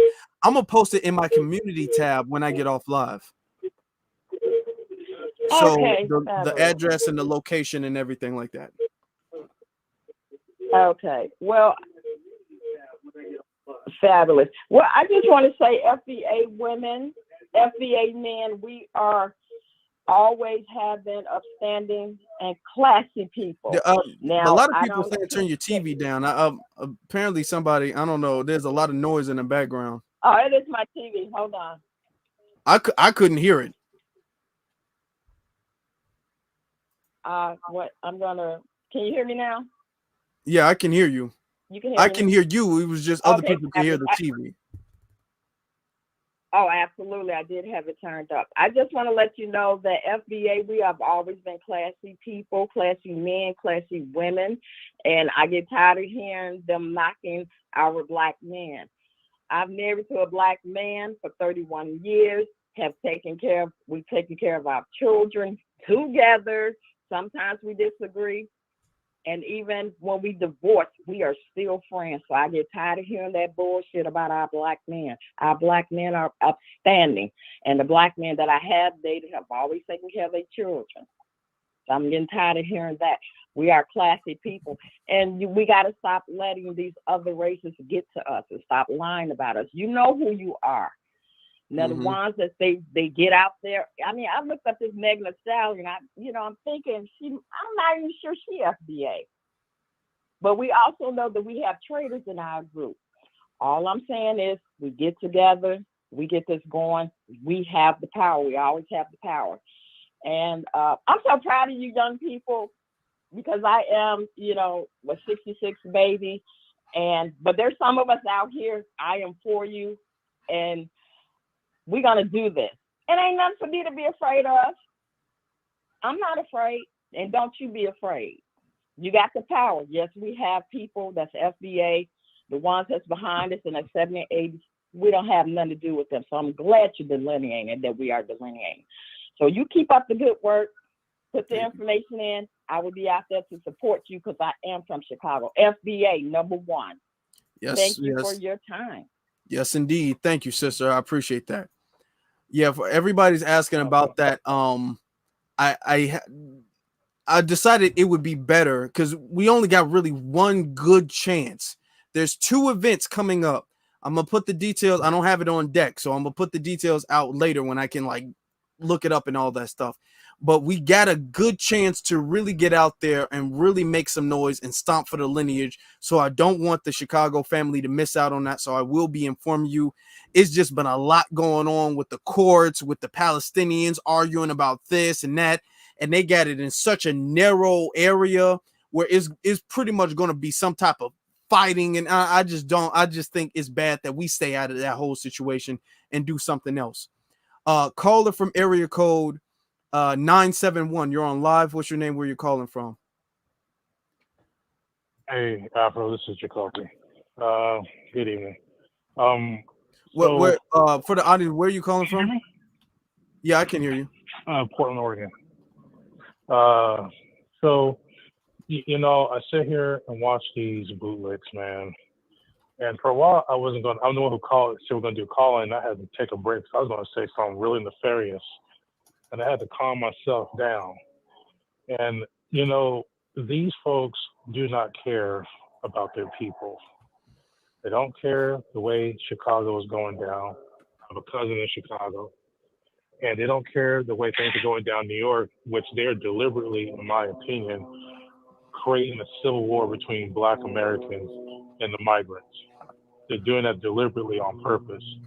And they want that to happen so they can increase funding for police and punish Black people and nothing to do with the migrants. Mm-hmm. And, you know, these coons who sit up there and deal with, basically, now I lost my train of thought, though. We got on with X space, right? With who's the one who did it, who cut you off? Luke. I forget his name. Twitter space, Luke. Luke. Yeah. Luke, the one who did 2 Live Crew. This man is so disrespectful to you and disingenuous that if you can't have, you see what's happening out here. And like, I think the week before we said, what about your granddaughters? Look at your granddaughters, look at your grandkids. Look at how they're going to live for the next 40, 50 years. And you guys don't care. You guys don't really give a shit because, see, you never had you never had your ass whipped, okay? You never, someone had came up to you and just, you know, how if we step out of line, if I step out of line, someone's going to see me. And they never had that type of treatment. So they feel real cool just being disrespectful and doing all that gangster Twitter talk and all that gangster keyboard talk all over the internet. Back in the day, if you talk shit over the phone, you saw, you know, somebody's going to see you the next day. Hey, what's that shit you were talking about me? And you go handle it. But no, they get to do this stuff, and it's dangerous because people, they're not that well informed. And in the age of information, you really don't have an excuse anymore because the information is at your fingertips. But they're not going to look for it. And then when you do challenge people, they call you stupid, simple Simon Simp, an idiot. You're a Trump supporter. You are a woman. You're dehumanizing a woman, a Black woman. She's not Black.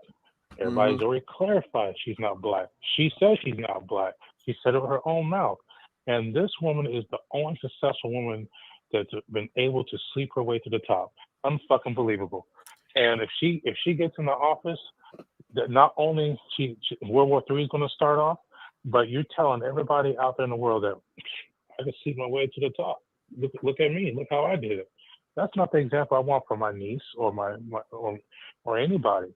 But folks are out here suffering in Chicago. I don't live in Chicago, but I feel the pain. I don't live in New York. I feel the pain. And I feel if that shit blows over, that shit can happen over here.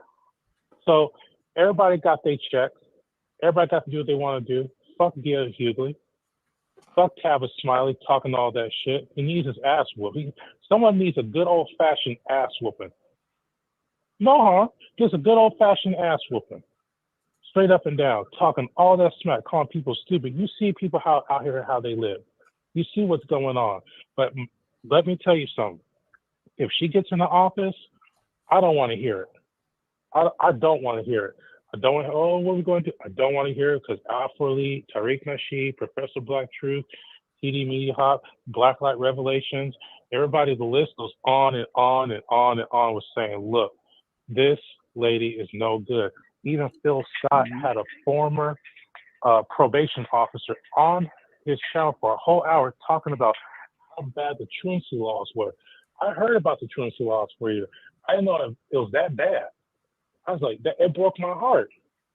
And basically what you're saying is, I want to vote for because I want to see a Black person. I don't care about if she's Black or not, but I want to see because she looks Black to me. And as long as someone looks Black to me without any substance, then, hey, it's all gravy. But you fuck everybody else who suffered under her. That's why nothing gets done. That's why nothing gets done, because that shit right there. And that's why nobody takes us seriously. We're serious. We're serious. But the people out here who get to lock and load and secure the mainstream media, these are people who nefariously, deliberately put our lives at risk over their shit. And they're not going to go after Rolly the Boule Bird. No. They're going to go after us. And it's going to be up to us to defend ourselves. The last thing I'll say this. This reminds me of the story of Moses, where the old people had to die off 40 years in the wilderness before the new generation come to the promised land because of shit like this. And that's exactly what's probably going to happen. The old generation is going to have to die off before so the new generation can prosper. And not everybody's going to make it to the promised land. This is basically a Moses story in a modern day era. And I land my plane with brother. Thank you, brother. I appreciate that. Hey, yeah, I'm not gonna lie. All of the people who are barriers to our success, they gotta go. And I'm not saying we should do anything to them. Let me specify. Let me be clear. I'm not saying I wish any harm on them. I am not saying we should do anything to them, but I'm saying culturally speaking, they gotta go. Caller from area code 403. You're on live. What's your name? Where you're calling from? I think this would be the last My call. name is Gerald. I'm calling you from a place called Calgary, Alberta. Please tell me I'm not echoing. Can you hear me clear? I can hear you clear. Yeah, I can hear you. Okay, cool. First of all, I'm going to come from an angle because I'm a guy that always sits in the back of your classroom. I never talk. I just put you on the TV and I listen. But for some reason, I just had to call because I'm getting upset, and I'm getting upset at some of these callers, especially the baby boomers. First of all, we should apologize to you because we let you down. The fact for them calling you Black and everybody saying we Black, please, where's Black and white land? I want to go there. I want to visit. Your asses are not Black. You at least say Kamala Harris is an East Indian. Why is it that we are the only people that associate ourselves with a damn crayon? It's getting old and it's getting tired. Now, the 60-year-old people who called you should at least said this. On my birth certificate, Afro Elite, when I was born, it was colored. Then I moved from color to Negro. Then I moved from Negro to Jesse Jackson and Martin Luther King's BS to African American. Okay. Now we're Black. What you should do is tie yourself to a land. Talk to your parents, talk to the grandmothers, talk to the people, and find out what tribe you are. Because while I am in Canada, I am around diverse people. The Africans have heard me talk, and they pulled me to the side, and they said, thank you. It is about time we hear an American say the real truth about the slave trade. I want you guys to look in the mirror. Now, and I can want I you ask to you a prepare question? yourself. Please. If we not, let's say we don't call ourselves Black, and we call ourselves something different, right? Regardless of what we call ourselves, Kamala is not us. She is from a different people. Bruh. She is from a different group of people, right? You should have the sound of a bomb dropping because she's not us. She's not even supposed to be in the politics. Now think about this, Afro Elite. I want you to go back to high school. Did you take up a class called Civics of Government? Or did they even give you that class? The Bill of Rights, the Constitution. She shouldn't even be in our government because she's not Jamaican. She is pure East Indians. Look around the world and look who's the mayors, the prime ministers of different countries. I live in Canada. They have an East Indian mayor. We have one before, and it seems like they're bankrupting the system. But here's the game. The game is money. And the 1% of people who rule the 99%, they need cattle. What better people to get to be cattle of the people that's got over 1 billion people? You bring them over here, you print money, you give them mortgages, which mortgage means death contract, because when you pass away, they send you to the mortician. Once you get older, see, this is what's so unique about you and the rest of the young who are speaking, because you're a young brother. Phil Valentine said this. He said he's going to take a step back because what's coming, you're not ready for. And I be damned. It's you. It's Dane Calloway. It's Amina. It's Immigrant TV, and everybody's talking this real stuff. Now, when I grew up, we had to go with this marching crap. And I'm sorry. MLK took us into a burning house. But Khalid Muhammad and Malcolm X was the truth. They were the truth. Yeah. What are your stances? What do you stand? I just gotta ask, because you're saying that we're not a part of a nation, right? By saying that we're black? No. I didn't say that. I did not say that. What I'm saying is you are part of a nation. You didn't come on no damn slave ship. Your ancestors are part of these natives that was in this land. This is why they don't talk about a man named Noble Drew Ali. They're trying to take a broom and push his truth under the rug. He knew who we were. Even my grandmother knew I was going to find out. And she told me on her deathbed, I'm afraid to leave you here by yourself. Okay, let me ask you. Find some things out. I was asking you this to ask you this other question.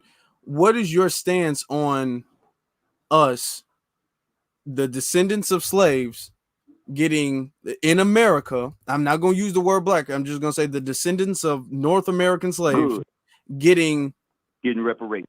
Yeah. Okay, here we go. Now, I want y'all to hear me good. Do you honestly want this petrodollar? I want you to push that to the side. Let me tell you about this petrodollar.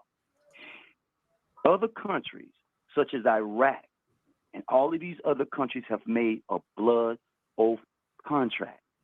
They said, we catch you spending this worthless piece of fiat money, you getting the guillotine. Now, I want you to write this down. Look up something called the rainbow currency. And I want you to pull it up, and I want you to look at it. And I want you to, in your mind, you're going to say, wait a minute, what is this? You know why? Because the system hasn't taught you guys about finance. Think what I'm saying. You and I, they taught us about Christopher Columbus and all of this crap. He discovered America. You can't discover something that was already here. Not to mention, when Christopher Columbus, the child trafficker, came over here, he saw your ass on the shore.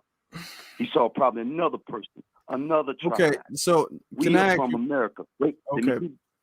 But just for the sake of time in the audience, right? So we shouldn't expect, we shouldn't want reparations. Should we demand anything? What should we demand if we should not demand reparations? Something. Give me my damn land. Give me my shit back. I want the land. Because I can't eat the money, I want the land so I can get some cow and grow some food, invite you over for a barbecue. Y'all keep that petrodollar. Give me the land, because guess what they're not planting? They can't make land no more. They can't make it. But that runs us into my thing is that and I agree with the land, but if we have the land and we don't have any money, there's nothing you can do to subsidize the land to turn it. You can't farm. Building a farm costs money. It costs money to build a farm and to run the farm. I know farmers personally. It costs money to grow it. Before you even start making any bit of money off a farm, you're going to have to put a lot of money into the farm before you expect to get anything back, any vegetation, any cattle, anything. So you need the money first. Otherwise, it's just a plot of land. True. And just to let you know, because I know I didn't see nobody write in it. And by the way, y'all, somebody said Steve Coakley was the truth, and I'm proud to say that I actually met him and went to one of his meetings. It was beautiful in Houston, Texas. But about that land, okay, the black farmers, and also, well, just say the native farmers, but we're gonna say black for now. They have won their lawsuit of a $2 billion lawsuit, and they will be getting their money. But again, I want you to go look up something. I'll let the other callers call in. And all y'all look it up. Just Google rainbow currency. Go Google it. It's backed by precious metal, which is gold, silver, uranium, platinum, copper. The financial system is flipping over. Got it? Then let me ask you something about the black farmers. Because you're confusing me a little bit, because you said that the black farmers just got $2 billion. And we can talk about that's really kind of like a minority thing. But even if, let's say, all of the black farmers got $2 billion, I thought you were making the point earlier that the cryptocurrency, the current currency, is not something we should be obtaining for. We should not be trying to get that. So should the black farmers who just got the $2 billion, should they give it back? Well, Afro, let me say this. I didn't say nothing about cryptocurrency, but I will say I didn't mean to say that. I meant to say something different, but okay. Okay, but that's okay, though, because that's cool. In other words, the spirit made you say it, so I'm going to throw this at you like you a batter. ISO 222 coins. Personally, I'm upset, Afro, because I already missed out on 30 million. I should invest, and I'm still crying. I was dealing with something in the States. Whole nother story, another subject. It's just not the black farmers, but we'll say white and black. They took the American government to court because the American government was telling them to kill the fields because they didn't want to feed the people, because the system was falling apart. Because remember this American dollar we talking about, that petrodollar, they pushed that on everybody. Iraq had to use it. Saudi Arabia had to use it. India had to use it. Now that this country, now get this, I bet you don't know this, the negotiators for global child trafficking is our country, USA. Okay, can I just let me say this before we get to the next caller. We're gonna get to our last caller. Let me ask you this real quick. I'll call you back, brother. It's all good. If you got to move on. No, I want to ask you. I want to ask you this before we move on. Let me ask you this. Come on. You said, because we brought up the black farmers, and I said, what are we gonna do? We can't develop the land unless they have resources to develop the land. And then you brought up the fact that they were awarded $2 billion. Won the lawsuit. So yes, they won the lawsuit. So yeah, okay. So you acknowledge the fact that they do need resources, because the black farmers have been subjugated due to their lack of resources. Yeah. So it's not just having the actual physical land. You need resources to do anything with the land. And I think you acknowledged that when you said that they won their lawsuit. So when you're saying that we be striving and we should ignore the petrodollar, we should just dollar's, I guess, not worth anything, and we should ignore the petrodollar. But you later on kind of refuted that when you said that the black farmers got the petrodollar so they can subsidize their farm. You know what I'm saying? Go look up. I get you. So this is what I'm telling you now. Just do it like the movie Minority Report. I want you to push the petrodollar just aside. And then I want you to, in your own time, and you and your friends, y'all talk, just all get together on a three-way call and Google rainbow currency, with somebody already done it. Just Google beautiful money. Just look at it. This is the new currency coming in, backed by gold, silver. In other words, it's backing the resources. This is what Kennedy was trying to do back in the day. He was trying to say, let's print our own money. Because remember, the Fed Reserve is not part of our government. They're their own private entity. They can't even be audited. So now Trump took that over, and that's what they didn't want to do because he put the Federal Reserve in the U.S. Treasury. So guess what they can do? Print their own money and give out loans at a cheaper percent. Remember, George Soros owned the TV.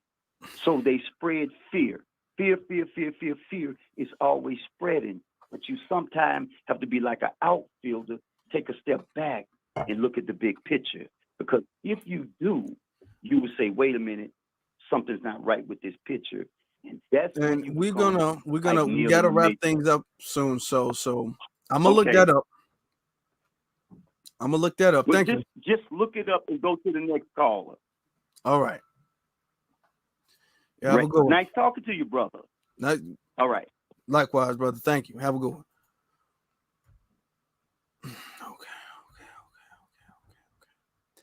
I said we was wrapping things up, but we got more people who called in. So we're gonna get to the last few callers. And then we're gonna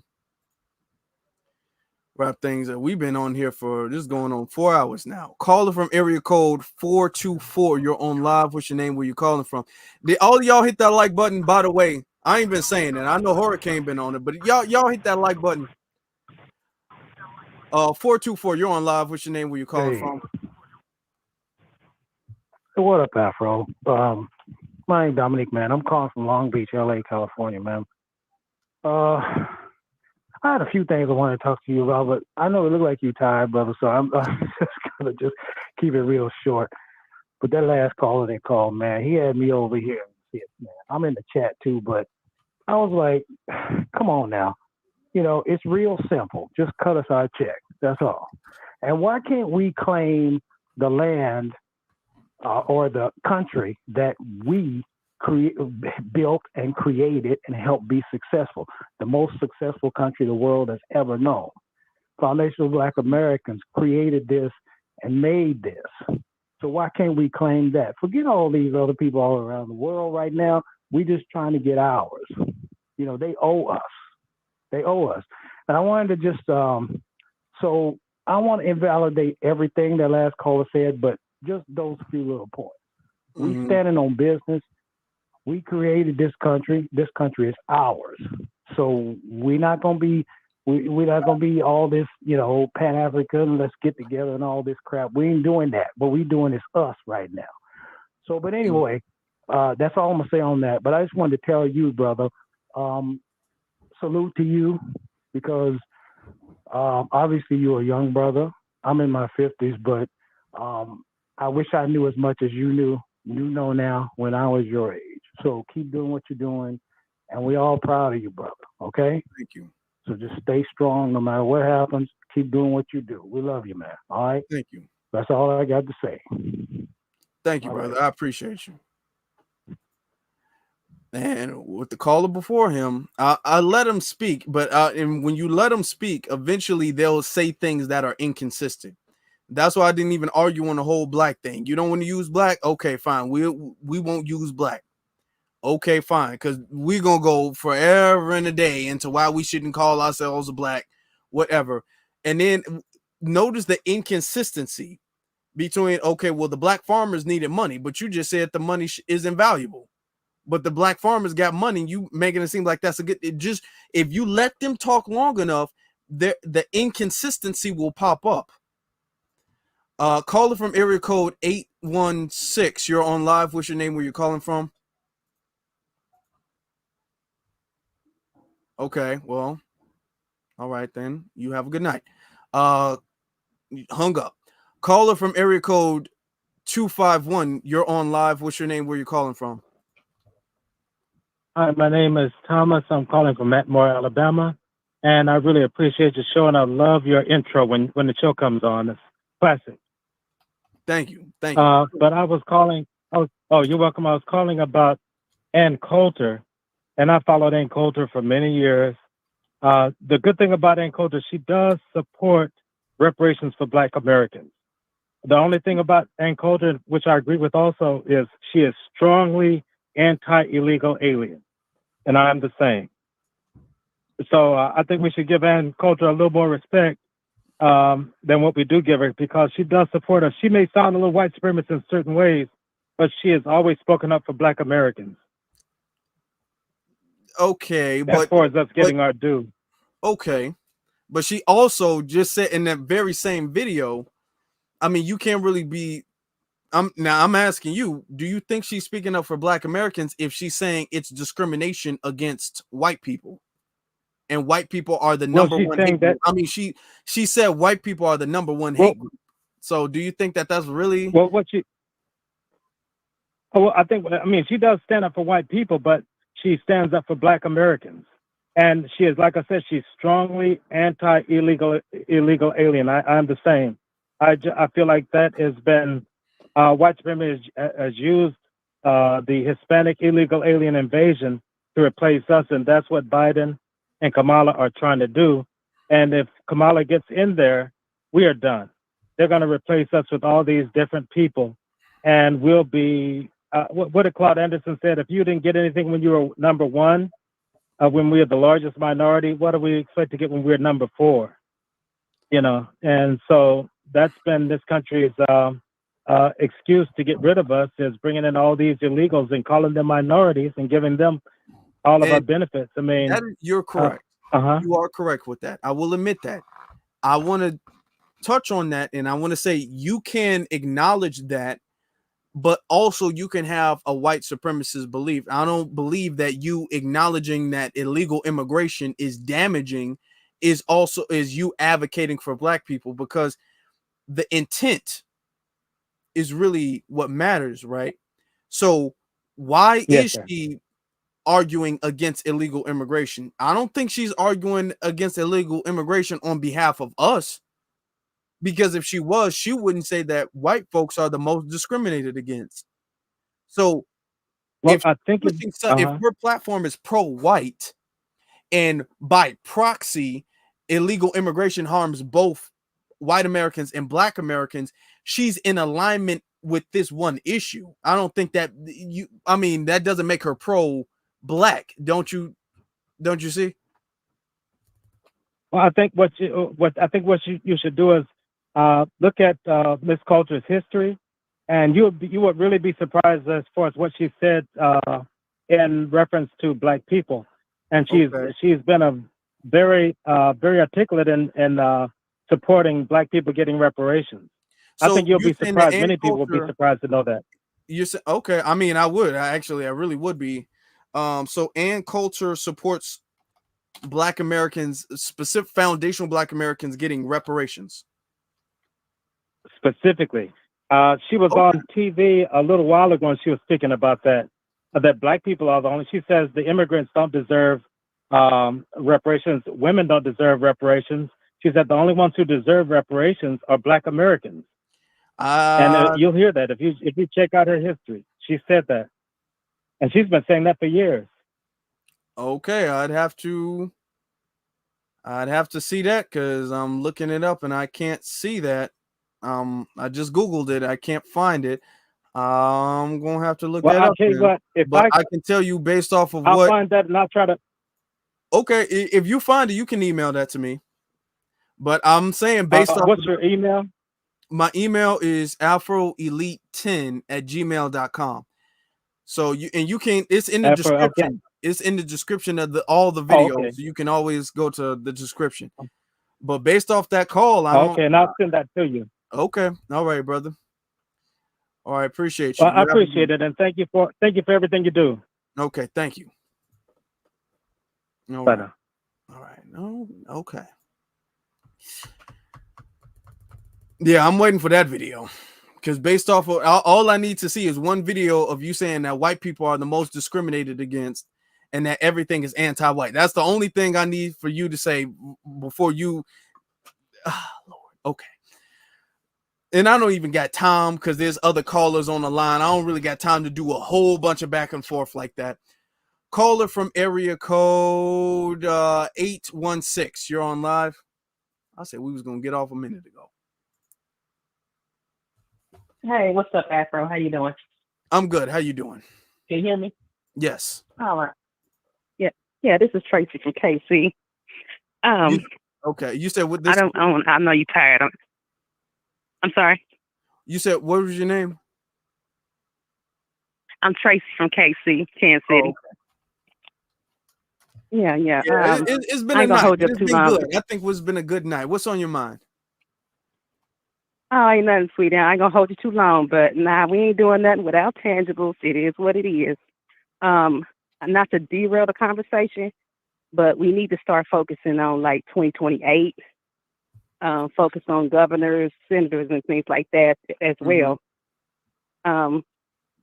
So, and I think at this point, since they've letting everybody come over here, we also need to focus on, it has to be a way we can put money together so we can take care of each other. You know what I mean? Because they stalling the South as far as reparations goes. They know they owe, but they stalling the South. And we got to be, focused on that. But it's got to be something else we can do in the meanwhile. You know what I'm saying? That's true. As far as economics goes.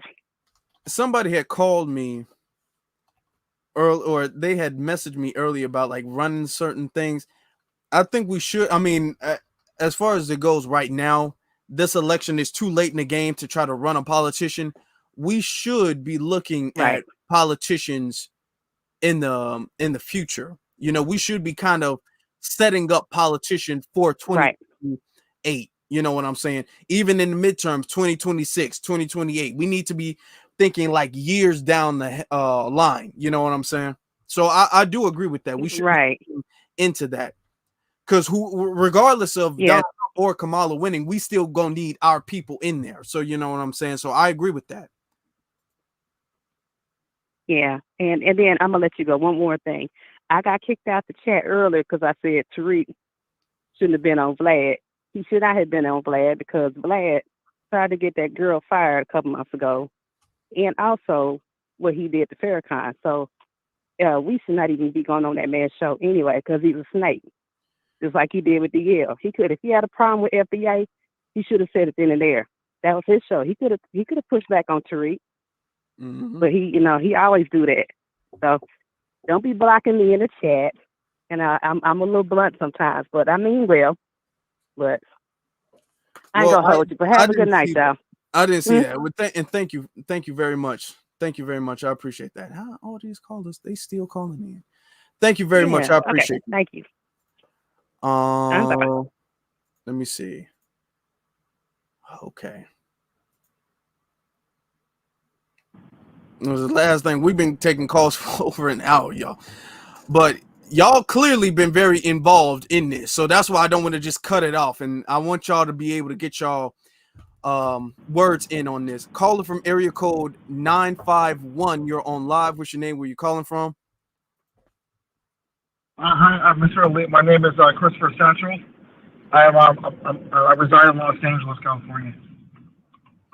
What's on your mind, brother? And, okay, so when it comes to the topic of Kamala defenders are crashing out, I think that yes, they've been crashing out, but I think that hopefully we'll just keep our foot all the way down the pedal when it comes to making their lively style hard. And I think that I'm a rideshare driver out here in LA, and in the past couple of years I have never seen so much blatant anti-FBA vitriol from the immigrant community. And I think that they're watching us and everything that we do. Because I think that when they migrated here, they were under the impression that we were going to take care of them indefinitely. And I think that the white supremacists who were strategically using immigration as a weapon, they sold that idea to them that they could just come here with a blank check because of our heroes like Malcolm X and King Jr. But then they never talk about the fact that right before he died, he realized that he probably sent us into a burning ship, and he was talking about reparations. Now, let me ask you a question real quick, brother. Let me ask you a question real quick. Are you on some type of Bluetooth or speaker or something like that? Because you're coming in a little. Oh yeah, yes. My bad. Here, I can turn it off right now. Okay. How about now? Yeah, much better. Hello? Okay, my bad. I'm on the freeway heading over to the LAX airport right now. But I was just saying that when it comes to the immigrants today, like two days ago, I saw two white men. They were probably Armenian or probably even Ukrainian. I'm not sure. I don't even know the language they were speaking. They were making fun of a homeless black man that was like across the street from a McDonald's. So, I ended up saying something to them. They hopped in their car and they drove off. And I swear, like something out of a movie, two African dudes pulled up at McDonald's and started arguing with another homeless black person, was teasing them. And they went inside to get some food. They came back out and screamed, "F black people." And then so I called them each other, and I'd never experienced that until like now. And I think that whatever we do, obviously we're using platforms like YouTube and, obviously X. These people are literally sitting around and watching and listening to us and doing whatever they can to maybe even counter. I just think that I hope we can get to a point where we start making plans to have our own social media platforms, because I believe if the closer we get to reparations, I really do believe these platforms are going to start hammering down like community guideline, propaganda, and start shutting down channels like left and right, up and down. So, but I don't have much to say, but it's just out here on the streets throughout Los Angeles, and I believe across the board, entire country. I think we as FBAs, we got to be vigilant and be observant in our surroundings, because these people who have always had anti-black vitriol are now being activated to, express how they really think about it more, more apparent than before. That's true. That's true. A lot of these immigrants, they come from, and they're vetted, to be honest, because let's tell the truth on this. All people from outside of America aren't anti-black. That's not true. But yes, a lot of what's in their culture, and this is why we have this disconnect, because a lot of what's in their culture is anti-black. Now, you have some people who disagree with that, but the culture is still, like, for instance, India has a caste system. The caste system is literally based off of the color of somebody's skin. That's anti-blackness right there. And literally in the culture of India is anti-blackness. So you may have some Indians who don't agree with that, but we're not talking about every single individual. We're talking about the culture. These people stem from that culture. There's the culture, we're gonna have to be honest, of outside of America, people bleaching their skin and wearing cake soap and all that, and that gets celebrated. That's the difference. You have a little bit of self-hate within Black America. You do, and that's something that we can acknowledge. But we, as a culture, culturally speaking, we've never celebrated a celebrity bleaching their skin. That's never, ever been anything that we've looked at. Oh my God, she looks so beautiful now. We've never done that. We've always actually looked at any celebrity bleaching their skin like, oh, look kind of weird now. So that's culturally, we're very against that. Other people are for that, they're very for that. We've always kind of looked at that like that's self-hating. It's weird. You do look weird. And so it's a cultural thing. So when they come to America stemming from these anti-black cultures, even if there's some individuals who don't, we can just expect a bunch of anti-black racism because they come from that culture. They don't even treat their own black people or dark-skinned people well, so you make a great point with that. Yes, sir. Yes, sir. Yes, sir. I think it's just, this is bound to happen. If they had a window of 50 years of taking full advantage of our communities. saying hello to us with their fingers crossed behind their back. And then now, the millennials and the Gen Zs and, and some people who are the boomers are involved. But I think that, there's just too much evidence that has proven that these people have been hostile the entire time. When it comes to the Palestine and Israel situation, they can hold their own nuts because they don't talk about back in 2013, there was a Palestinian serial killer that killed like 13 black men. He was luring them and to having them help him as a good Samaritan. He stabbed up a whole bunch of people. You can check out online like a video or like a news segment. There was this young black man back in 2013. He lifted up his shirt and showed like this guy literally went from the chest to the stomach with a knife. And then what did he do? He literally ran over to an airport and try to go back to Palestine after cops started coming after him. The Palestinian community wasn't upset and uproar about that. They weren't upset about the fact that the convenience store clerk that called the police on George Floyd was Palestinian. They don't talk about that. It's always this weird. I'm gonna be quite honest. These people have been inspiring to be white the entire time because they have been influenced by white supremacy most of their entire life. So whether they consciously realize it or not, they have a colonizing mentality to a point that they think that if they just claim something, that's theirs. And that's why you see a lot of people from third world countries have a sense of entitlement. And we're asking, where is this coming from? How did you forget that you came from squalor? You came from the same watering well as the same place you defecate and wash your clothes in. How did you get to a point where you literally now talking greasy about people that made it possible for you to be here? And so that has always been that long list of questions that we really haven't had a sit down conversation with these communities. And I'm gonna be quite honest, it's kind of safe to say that we should not focus, because even Muhammad Ali said this in the interview. He said, imagine a room full of snakes, and you know what I mean? And like you don't have time to determine which one is a good snake or a bad snake. You have to treat them all appropriately, because if not, you're going to get bitten by a snake. And so, all due respect to the people out there that are probably in support of our cause, number one, you ain't doing enough. These people haven't done enough. When they go to family functions, they don't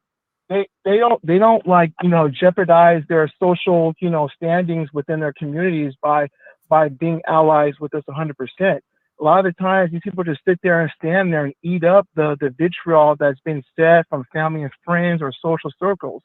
They're not doing enough. So it's safe to say that until we get what's ours, we got to get to a point where we can't even, honestly, we shouldn't have to feel guilty about just generalizing these communities when we know that their culture has anti-Black, white supremacist, standings. The colorism, you know what I mean? And so all the above. And so, I pray that things get better for the world, but I think the world's going to be a better place when we get our justice first. That's true. I fully agree. Thank you very much. That's absolutely correct. Have a good night. You too, brother. Thank you. That's absolutely correct. We can't even talk about the conversation of solidarity until they get their anti-Blackness cleared away. Not just acknowledge it. I don't want them to just be all like, yeah, we do have some. No, y'all get that put away. Y'all get that cleared up before y'all come to us talking about let's team. Nah, ain't no teaming up. No. Caller from area code, and this is gonna be the last call for real. Caller from area code 317. You're on live. What's your name? Where you calling from? People you running,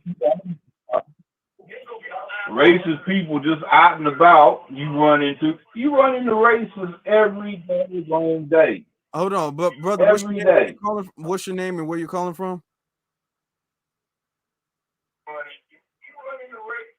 Oh, I was saying you run into racists like every day. Hold on.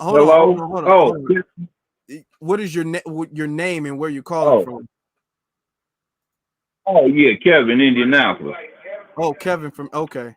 Are you on speaker? Because there's like a little echo. Oh, okay. Yeah, I'm here now. But I look at it like this, man. Now, they say Everybody say Trump is supposed to be a racist person. Okay, let's roll with that. Don't you deal with him all the time? Let's just keep it real. You deal with racists every day of your life, from your boss to the police, people you meet in traffic. I ran into him at the grocery store. You see what I'm saying? Kamala equals elimination.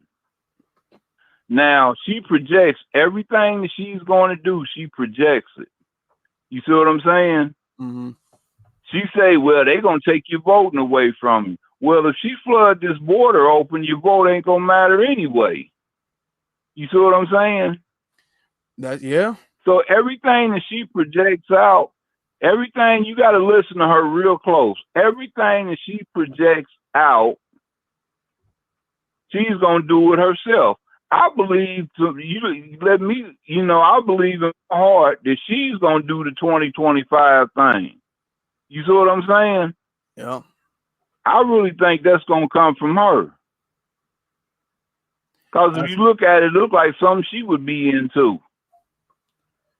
And you just said those Indians do not care for us at all. No. You see what I'm saying?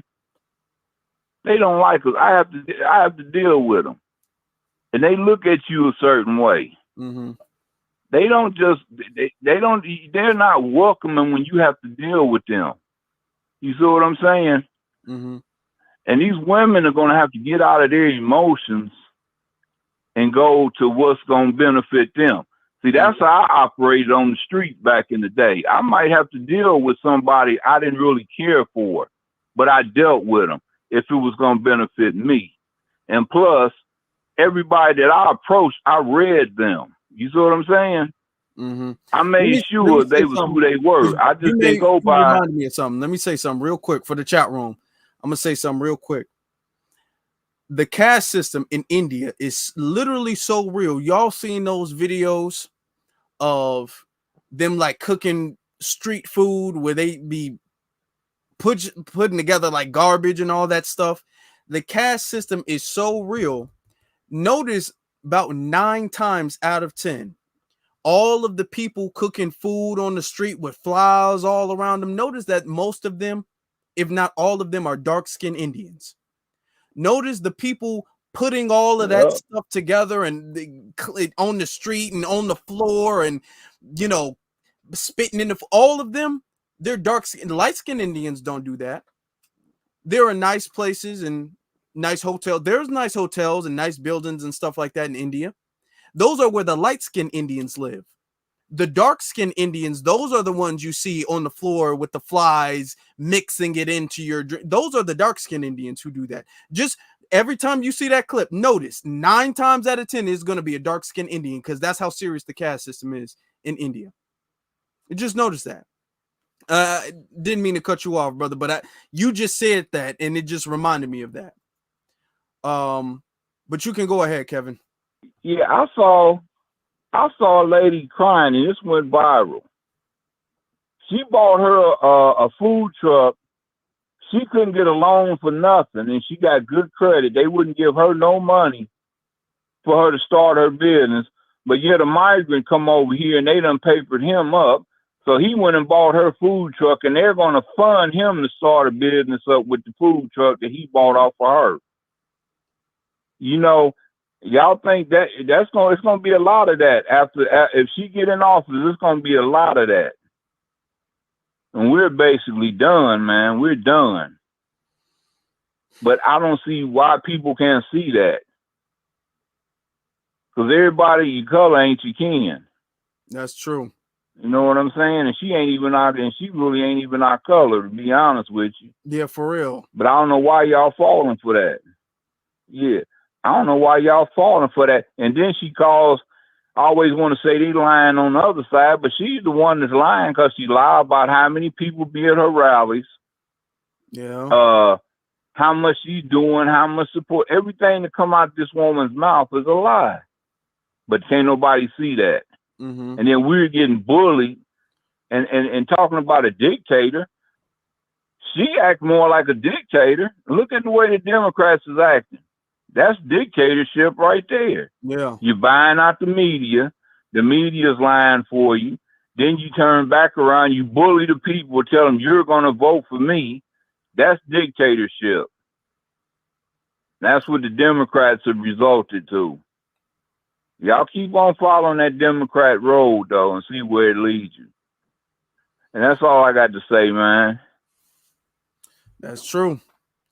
That's very true. The Democrats, I mean, if you're going to talk about line, thank you very much, Kevin. I appreciate that. Appreciate you. Yeah. All right. So let me just wrap these calls up real quick. That's very true. That's very, very correct. With Kamala, and a whole bunch of callers. With Kamala, they talk about Trump. Trump is a liar. And I'm not going to say, I'm not no Trump supporter.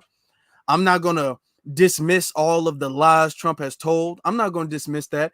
But Kamala be lying about how many people support her. Like I said, from the very beginning, from the very second it happened, all the 44,000 black women on the Zoom call donating $1 million+, then a 50,000. I think both those is lies, huge lies. I think both those are completely fabricated. I think her rally size, I think that's fabricated. I don't think she has nearly the amount of support that she says she does. Okay.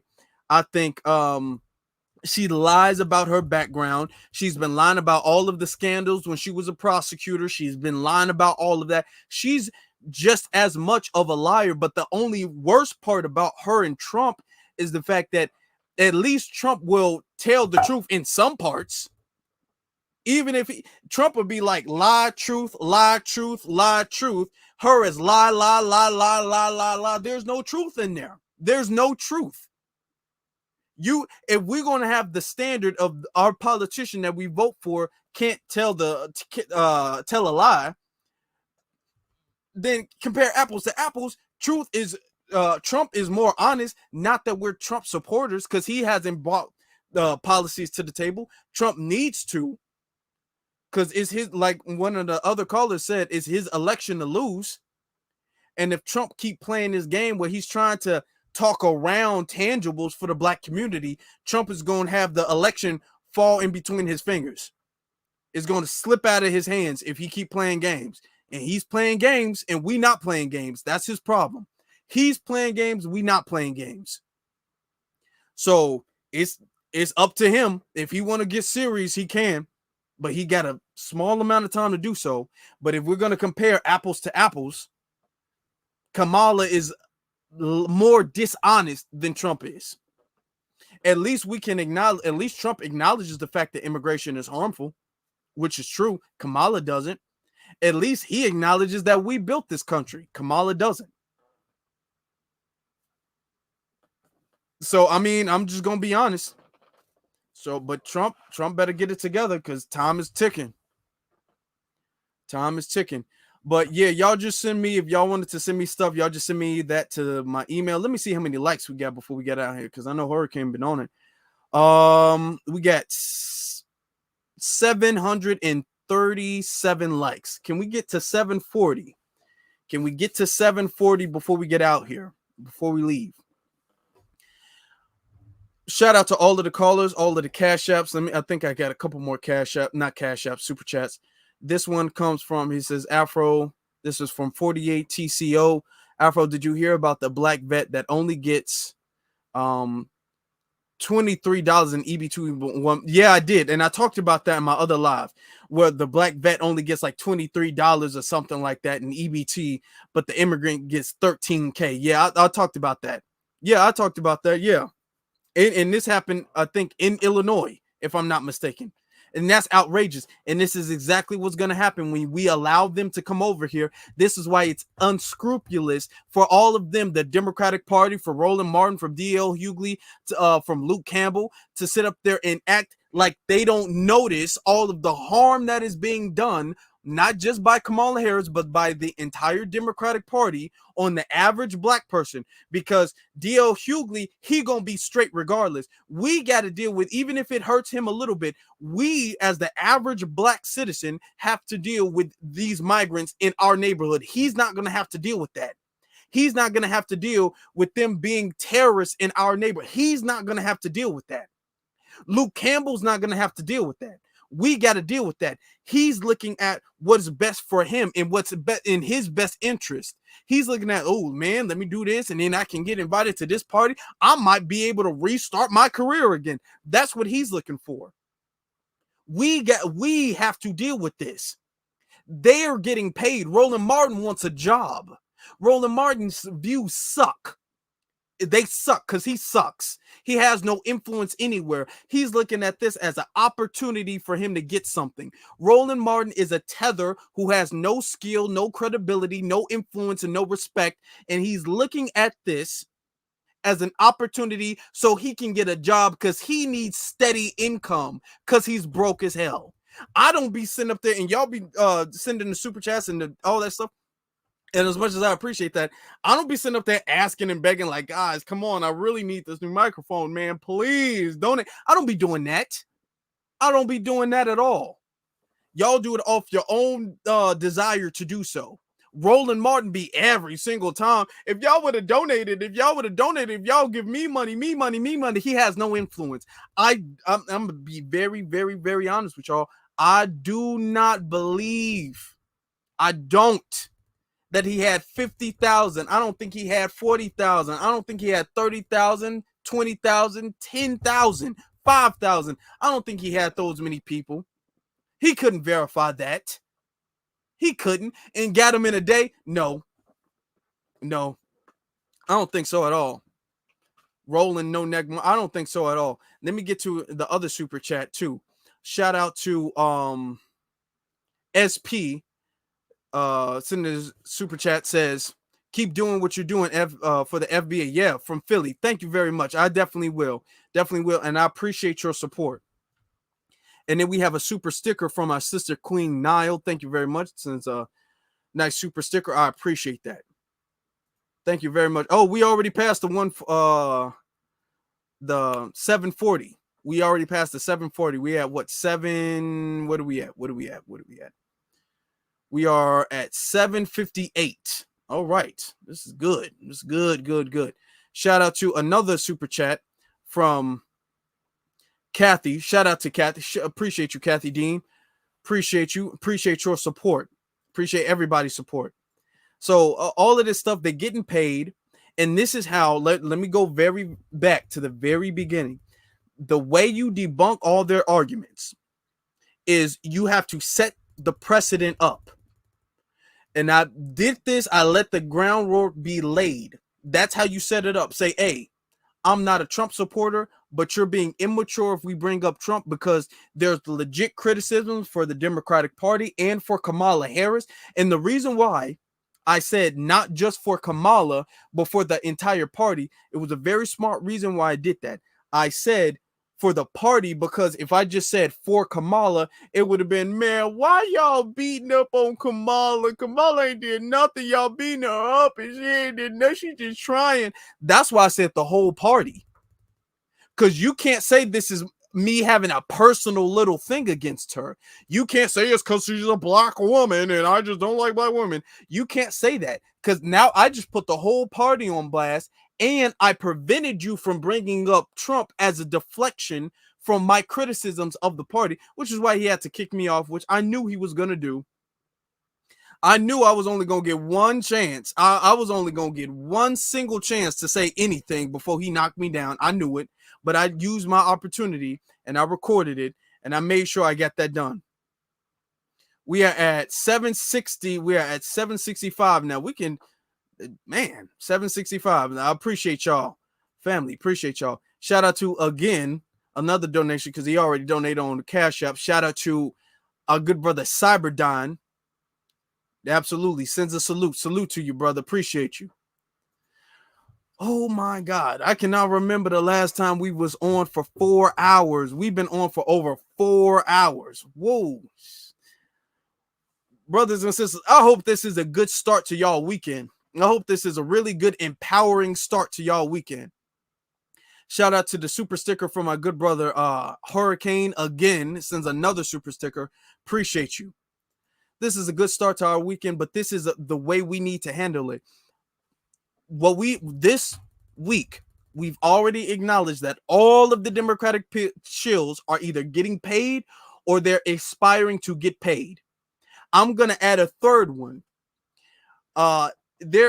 If they're already got a high status, they're trying to reach a different status fear.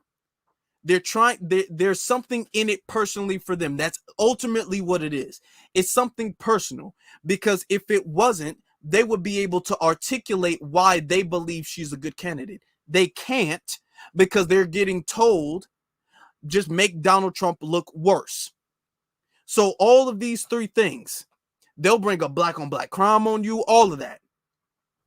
They are in it for themselves. Ultimately, when you have a conversation with them, say, hey, this isn't about Donald Trump. We as the black community have legit criticisms because we've been voting for you all. We're your number one voting block. So we have legit criticisms for the Democratic Party. And it's immature. Make sure you use those words. It's immature to deflect to Trump. It's childish, and it shows you don't have any argument to defend them. And watch, they're stuck at that point. You're playing chess, and you got them in a checkmate position. They're stuck. There's nothing that they can do. Just watch them fall apart and kick you off and get mad. Watch them. They're going to do it every time, because the only defense they have is, well, Donald Trump, he's Project 2025 and the police. And no, don't. Just block that from the conversation and watch how well they do. I promise you they won't do well. I promise you that. Family, y'all make sure that you guys follow me on my various social media platforms. That is Afro Elite on Instagram, and then the Afro Elite on Twitter. And the links to both of those are in the description. Also, the link to my email is also in the description below too. So if you guys have a clip or some type of information or anything like that about something going on in your state, your city, or a project or anything like that, you can email me that. All right. You can email me that. Appreciate you guys. Appreciate y'all. Right. Make sure you guys, if y'all been in here, we've been having a full-fledged broadcast loaded the whole night. Make sure y'all hit that like button. I know Hurricane is trying to get us to what, 170, I think, before the night's over, if we're not already there. We already at 170. We already passed 170. We can almost get to 800 before the night's really over. The night's already kind of over for some of y'all out here, because we've been on all night. I appreciate y'all. Y'all make sure y'all hit that like button, hit that subscribe button, because we be coming in heavy. Okay, we coming in hot all the time like this. All right, y'all hit that like button. Let me know what y'all think about this in the comment section below. Very, very important. Y'all put anything in the comments, B1, couch, anything. Y'all leave that in the comment section below and hit that notification bell so you don't miss out on anything at all, period. Now, I think this was a very masterful broadcast. It's a classic. It's another classic. Shout out to you all. Shout out to the callers, the donators, the chat room, everybody listening. I appreciate y'all. And now with that being said, B1 salute to every single last one of you all. Of course, you all have a good one.